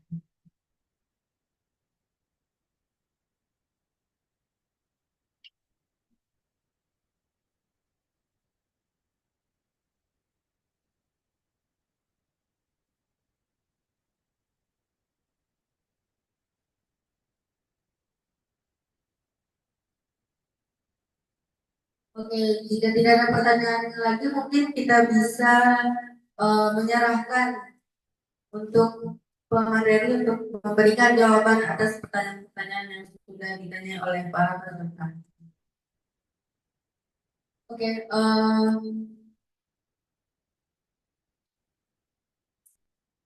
untuk jawaban pertanyaan kita serahkan jawabannya kepada Kak Izzy. Pada Kak Izzy. Oke, sip. Ya, jadi mungkin, ah, untuk jawaban yang pertama tadi betul. Jadi saya pribadi itu punya kartu yang berlogo GPN, kartu lain berlogo Visa atau Mastercard begitu. Nah, karena memang keduanya belum terintegrasi, itulah yang kemudian jadi masalah, yang dimasalahkan juga oleh Trump begitu. Yang kemudian ya idealnya buat kita sebagai konsumen, pengguna itu bisa sama terintegrasi begitu ya antara Visa maupun Visa Mastercard maupun GPN. Tapi faktanya sekarang belum bisa. Tadi karena memang itulah eh, B apa ya, itulah kebijakan BI untuk menjaga kedaulatan keuangan kita begitu dari aspek datanya, dari aspek transaksi pembayarannya dan lain-lain. Itu jadi saat ini memang belum bisa untuk bisa satu kartu antara GPN dengan Visa Mastercard yang kemudian tadi di salah satu slide saya itu yang harapannya kita dorong semoga BI bisa bekerja sama dengan GPN-nya khususnya ya bisa bekerja sama dengan Mastercard. Artinya bukan berarti kita ngikutin mereka tapi idealnya buat kita ya sebagai WNI begitu itu meminta Visa Mastercard untuk bisa terkonek begitu ya terkoneksi dengan GPN begitu. Jadi memang sekarang belum bisa. Nah, itu ke depan harapannya bisa begitu ya. Semoga BI bisa dan dari Amerika itu juga bisa mendengar hal ini. Kemudian yang kedua soal kris cross border begitu ya.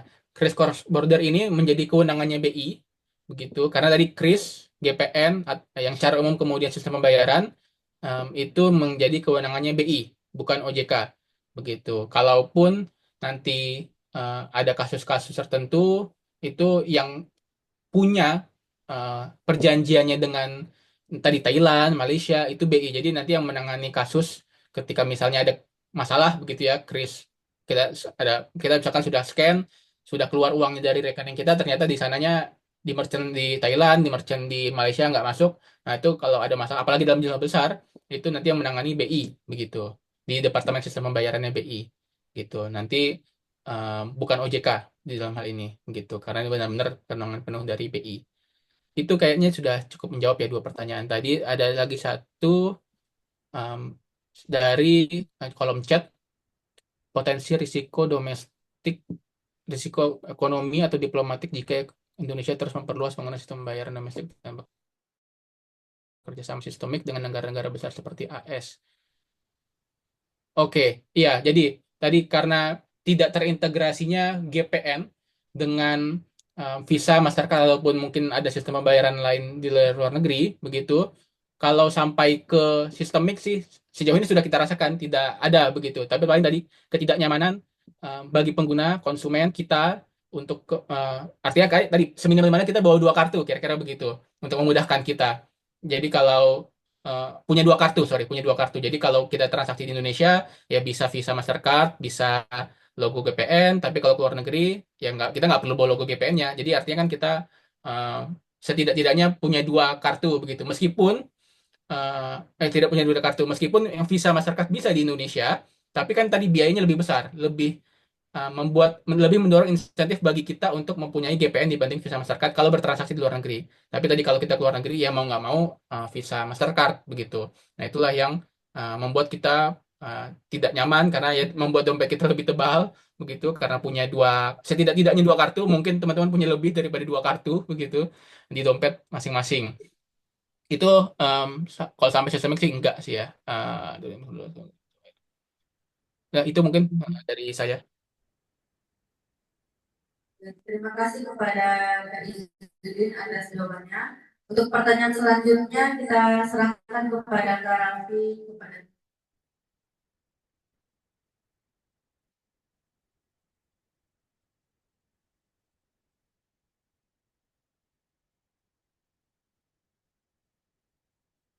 Jadi ada pertanyaan di Olimpiade, apakah terdapat aturan hukum yang mesti dibenahi untuk memperkuat posisi Indonesia dalam sengketa digital yang perlu sebenarnya pro kali ini. Nah, si pribadi, kalau ditanya terkait soal hukum, peraturan yang ada di BI OJK maupun yang di UU PDWST itu udah sangat komprehensif mengatur terkait sistem pembayaran dan lain-lain. Nah, kalau terkait hukum itu udah sangat komprehensif, tapi yang jadi permasalahan kita udah punya berbagai instrumen hukum yang sangat baik ditopang dengan peraturan dari masing-masing lembaga dan udah menjadi suatu undang-undang yang ditekan dan diimplementasikan. Nah, celah hukum yang mungkin bisa saya lihat itu adalah bagaimana nantinya ini kita udah punya landasan hukum yang kuat dan apakah hukum tersebut bisa dilaksanakan ataupun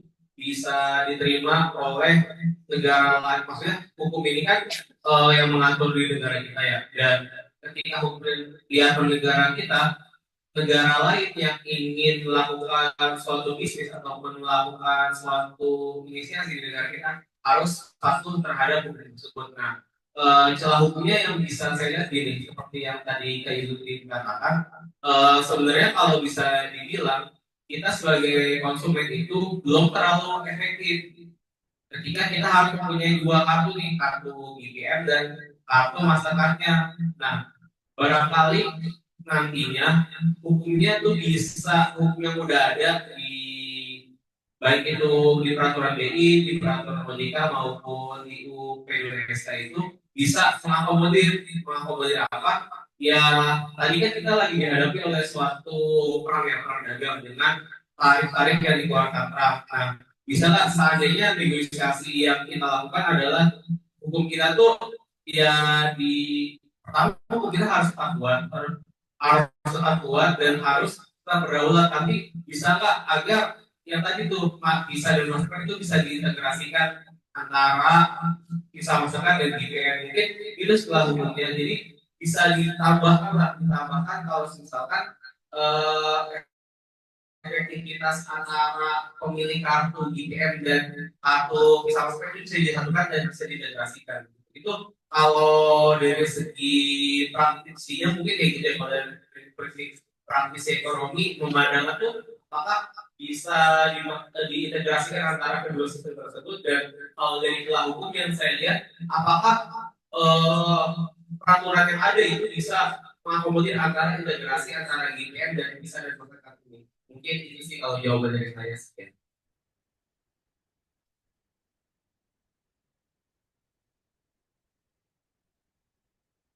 Terima kasih kita kepada nanti untuk pertanyaan yang dari Pak Rian itu.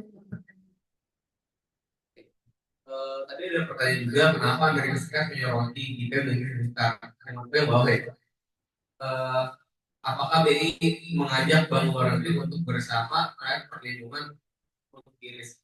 Nah, terkait hal tersebut, tentu ketika BI selaku bank sentral dalam sini memiliki otoritas dalam sistem pembayaran, tentu ketika BI itu melakukan tadi kris yang cross border ataupun kris yang bisa dilakukan di negara lain, dalam hal ini mungkin baru bisa dilakukan di negara ASEAN dan beberapa negara yang ASEAN, tentu BI mengakomodir aspek hukumnya ataupun aspek dananya. Jadi walaupun pada akhirnya nantinya kita bertransaksi ke bank di negara lain ataupun merchant ataupun fintech negara lain, tentu jadi pasti akan akomodir gitu, akomodir dari sisi perlindungan hukumnya maupun perlindungan data nasabahnya, walaupun pada akhirnya transaksi kita keluar di negara lain, karena pada akhirnya sistem pembayaran semuanya terkait data nasabah, keamanan transaksi itu diakomodir oleh BI.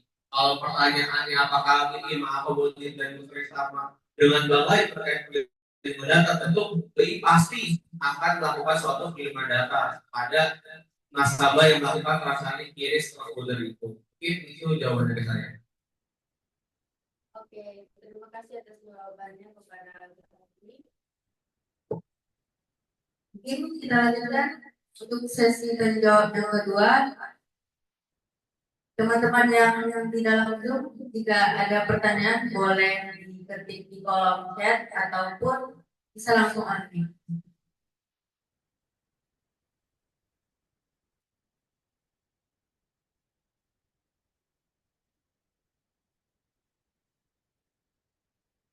Oke,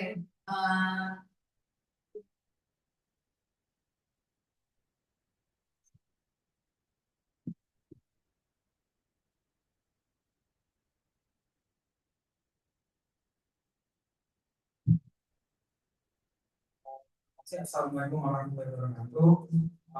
Saya Abel Marques.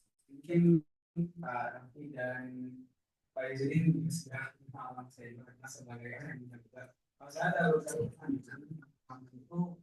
eh, Kita tahu bahwa dalam PDI sendiri ada peraturan terkait tentang penguatan modal dalam penguasaan lembaga suci.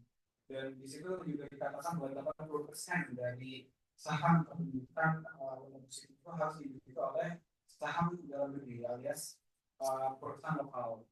Dan ini juga salah satu menjadi poin yang sebenarnya dimakis dalam foreign trade barriers yang foreign trade barriers yang dikeluarkan oleh US Embassy, dan dinyatakan bahwa ini menjadi penghalang bagi para pengusaha lembaga switching ataupun keuangan lainnya yang berusaha untuk masuk ke dalam sistem switching di Indonesia itu khususnya di Amerika itu sendiri. Nah, lantas yang menjadi poin pertanyaan saya itu adalah apakah memang ada suatu dampak yang buruk selain persoalan data dan juga lemahnya uang dalam keuangan kita ketika memang lembaga ini mampu dikuasai oleh asing itu sendiri dikarenakan tidak adanya larangan pemilikan modal yang sebagainya. Nah, lalu yang kedua yang jadi pertanyaan saya juga itu adalah kita tahu bahwa pemerintah kita saat ini memang sedang melakukan negosiasi dan tentu ini bukan hal yang mudah mengingat rencananya itu adalah ada kesepakatan yang dilakukan kepada semua komunitas ekspor Indonesia ke AS. Bagian atau dari Amerika Serikat adalah pasar terbesar nomor 2 untuk Indonesia itu sendiri. Lantas, kalau menurut Pak Yusuf dan Pak ini sendiri, apakah skenario yang paling memungkinkan atau untuk Indonesia ketika harus memilih salah satunya? Karena kita tahu bahwa QRIS dan BKN ini tetap ada ya suatu inovasi teknologi harus dimiliki, tapi secara bersamaan tak bisa dipungkiri bahwa Indonesia juga tetap membutuhkan pasar AS. Apakah lebih urgent untuk melakukan negosiasi atau justru dibutuhkan untuk segera melakukan diversifikasi target ekspor itu sendiri agar tidak terlalu bergantung kepada pasar Amerika? Mungkin itu. Terima kasih.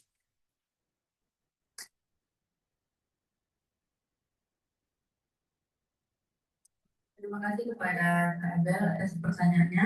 Langsung saja diserahkan kepada Kak Izudin untuk menjawab pertanyaan dari Kak Abel. Gantian nggak apa bicara sebelumnya duluan.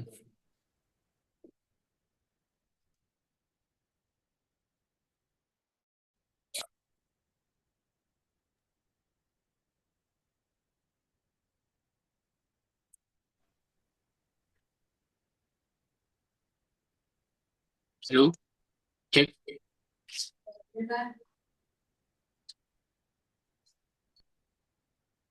Hmm, Apakah terdengar suaranya?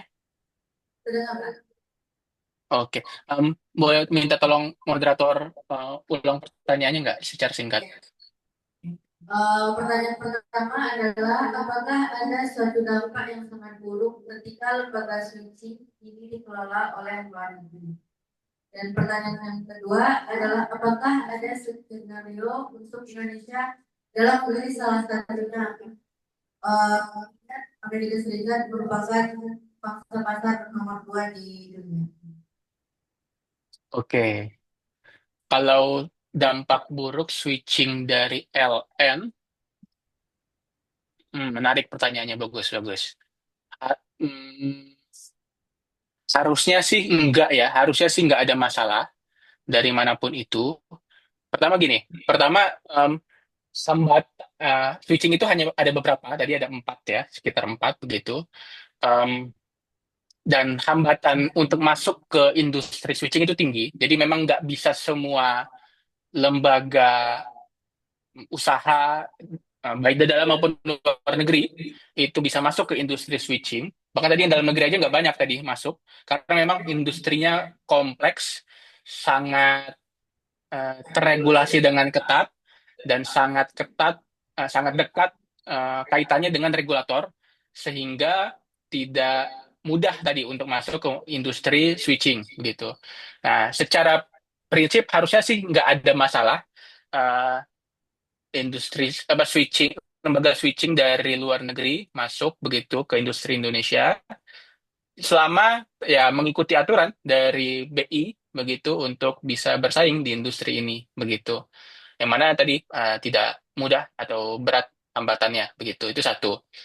Yang kedua skenarionya ya tadi kalau terkait dengan perang tarif ini ya dari Amerika ini masih sangat dinamis. Bahkan uh, setelah pulang setelah negosiator ya yang dipimpin oleh tim Pak Airlangga itu pulang masih ada terus negosiasi um, baik dari pemerintah, dunia usaha yang ada di Indonesia ke Amerika. Jadi kita masih sangat perlu lihat bersama-sama dinamikanya ke depan seperti apa.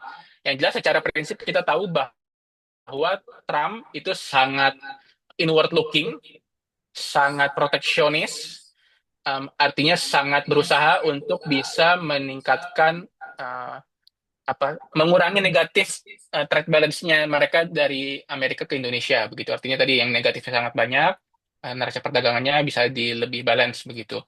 Nah, dengan prinsip seperti itu, maka kita harus lihat arah uh, kebijakan Trump dengan posisi Indonesia saat ini seperti apa dan sangat perlu untuk Indonesia tidak bergantung sepenuhnya dengan pasar Amerika. Artinya ini justru di sisi lain membuat kita pemerintah khususnya itu harus lebih kreatif, misalnya untuk mendiversifikasi pasarnya ke pasar-pasar non tradisional, begitu. Artinya kalau misalnya ada produk-produk tertentu yang selama ini pasarnya di Amerika, apakah mungkin bisa dicari pasarnya ke pasar-pasar di Afrika misalnya, begitu, atau negara-negara Asia yang non tradisional, sehingga Indonesia tidak bergantung sepenuhnya dengan permintaan dari Amerika.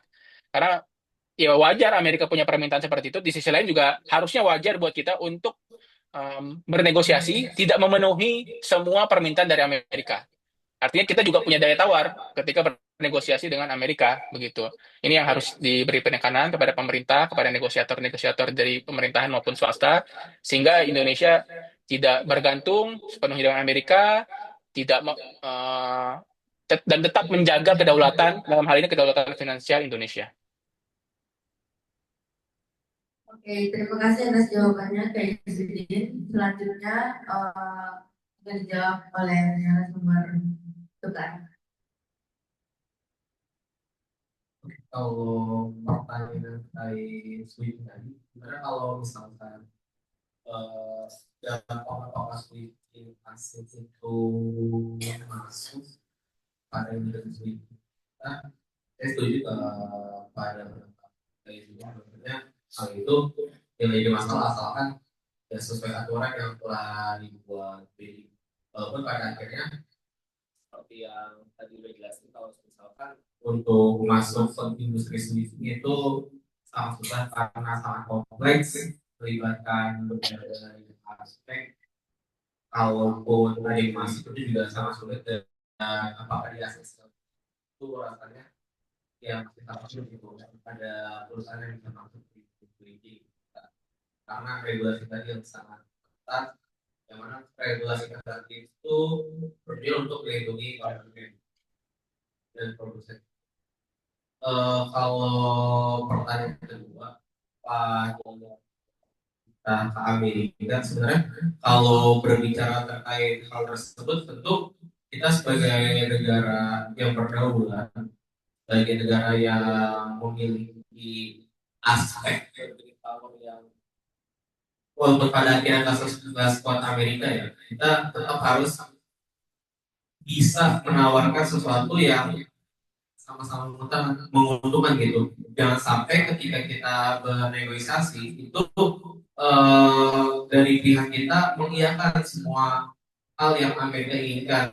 Itu tanda kalau misalkan kita mengiyakan semua hal yang Amerika inginkan terhadap perdagangan antara negara kita dan Indonesia, berarti negara kita kurang memiliki bargaining power yang kuat dan negara kita dirasa ya kurang berdaulat dari segi perdagangan ini.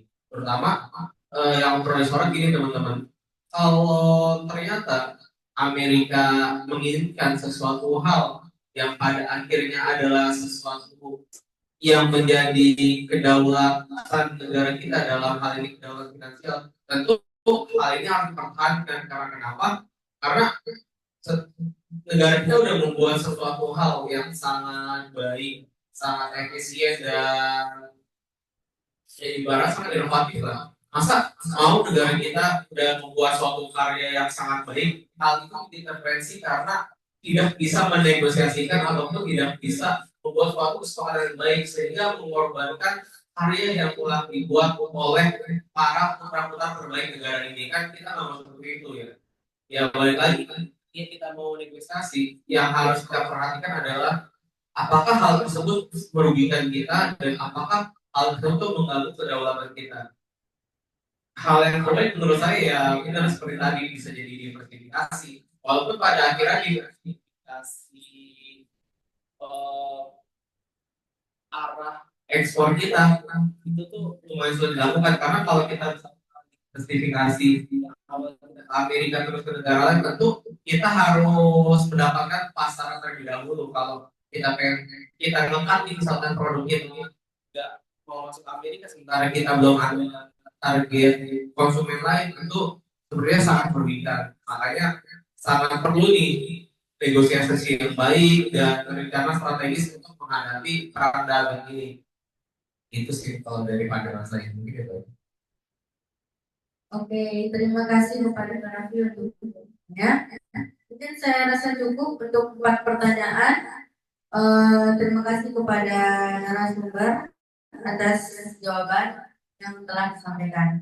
Pada sesi selanjutnya adalah kami mohon para narasumber untuk memberikan closing statement atau kesimpulan secara singkat kepada para peserta untuk mengakhiri sesi kita pada kali ini. Pada Oke, untuk closing statement daripada seminar kali ini dari saya pribadi, untuk menghadapi suatu goncangan, menghadapi suatu tantangan, tentu diperlukan kerjasama dari berbagai aspek teman-teman. Dari perang ini kita belajar teman-teman bahwasanya kita sebagai suatu bangsa sebenarnya kita punya loh suatu produk yang bisa diandalkan, suatu produk yang kuat. Kalau misalkan emang seperti yang tadi Pak Dekan bilang, kalau kemampuan ataupun keyakinan serta keahlian itu diakomodir dengan baik, ya kan? Seperti yang diciptakan dan bersama para praktisi keuangan lainnya itu IDE dan KRIS. Itu produk yang benar-benar luar biasa, produk yang menjadi kebanggaan Indonesia lah. Nah, ya jadi pelajaran daripada hal tersebut teman-teman, kalau kita mau, kalau kita yakin dan kita bisa, dan harapannya negara mengakomodir segala hal tersebut, pasti Indonesia bisa menjadi lebih maju kalau semua hal yang baik itu bisa diakomodir.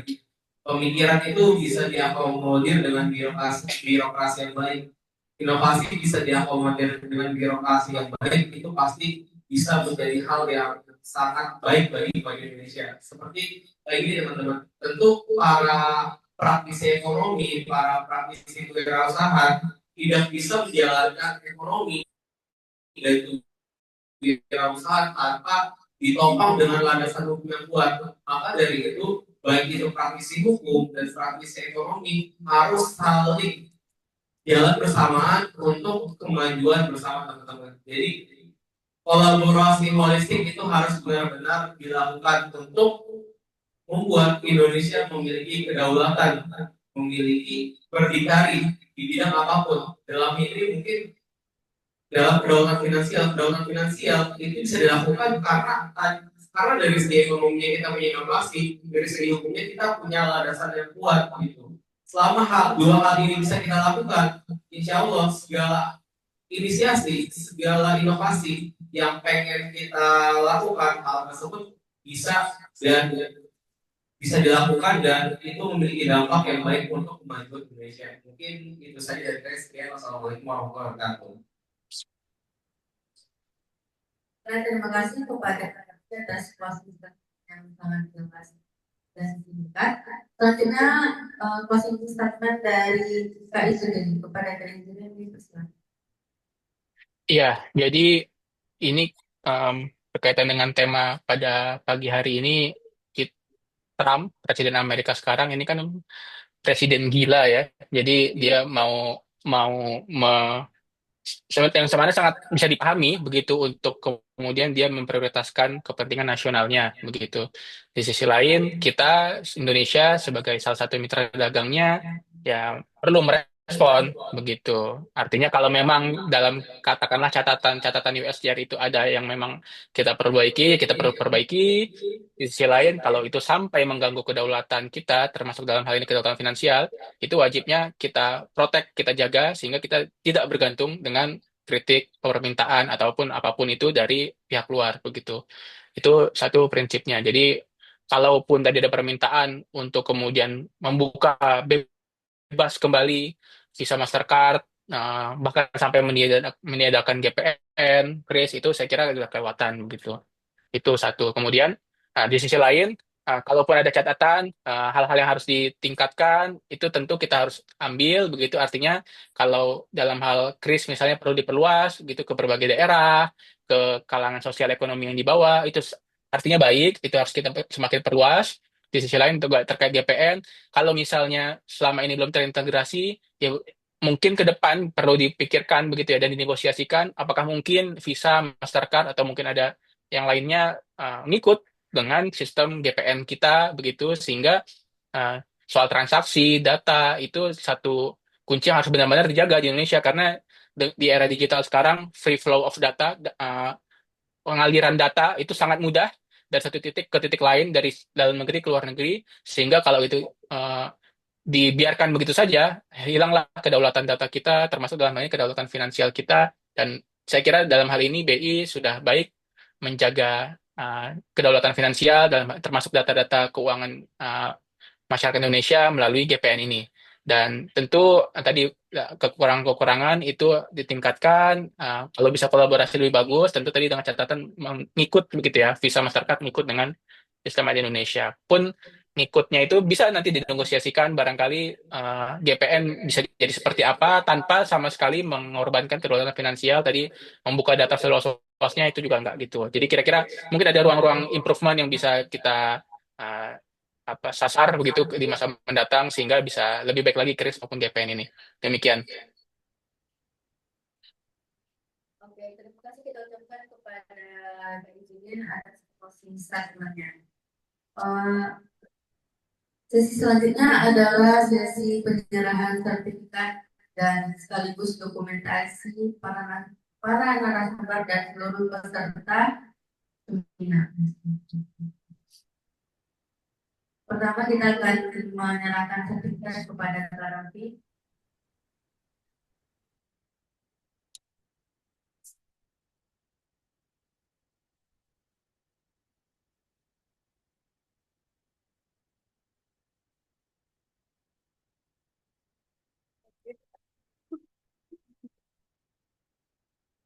Baiklah, sertifikat akan diserahkan oleh Kak Abel.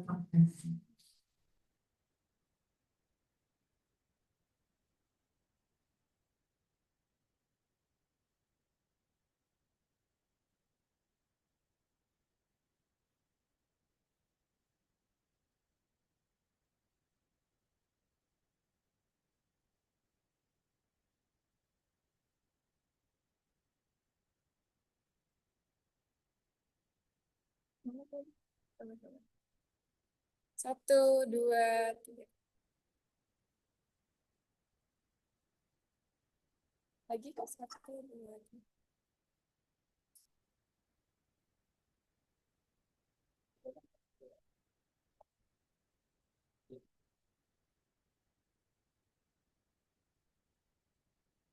Oke, penyerahan sertifikat kedua akan dilaksanakan secara online kepada Kak Izzuddin.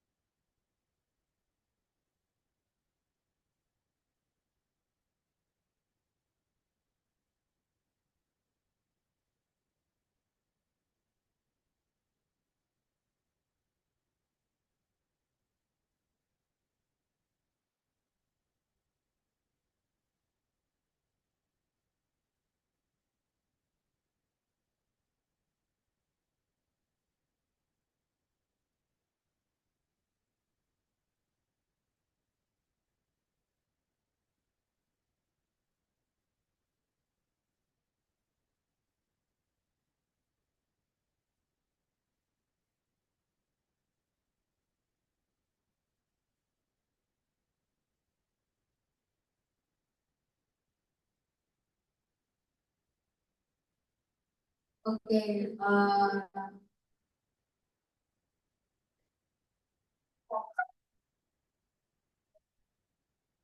sertifikat ini saya serahkan kepada Kak Izzuddin Alfaras LH.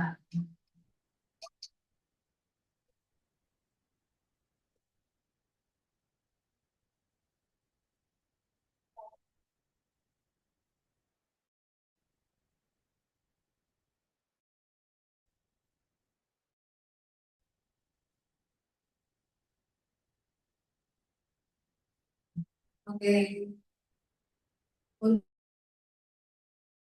untuk teman-teman yang ada di lantai dua, mungkin kita bisa ke depan semuanya untuk pengambilan dokumentasi bersama dengan para narasumber.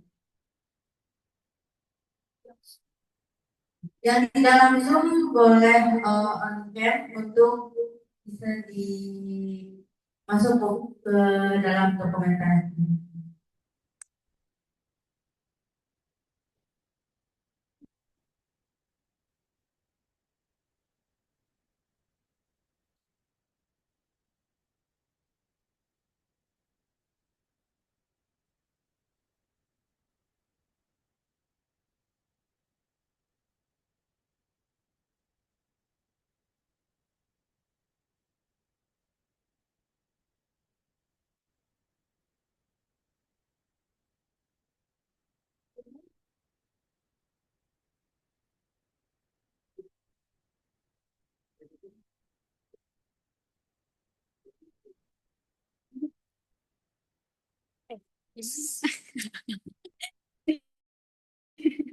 Apa sih?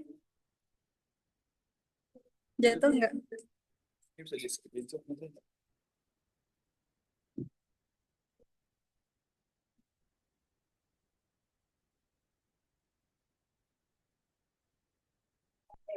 Satu, dua, tiga. Satu sekali lagi ya. 1, 2, 3. Ya udah.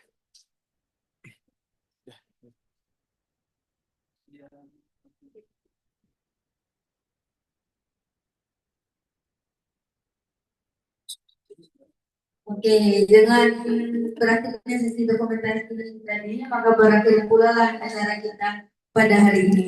Terima kasih atas kehadiran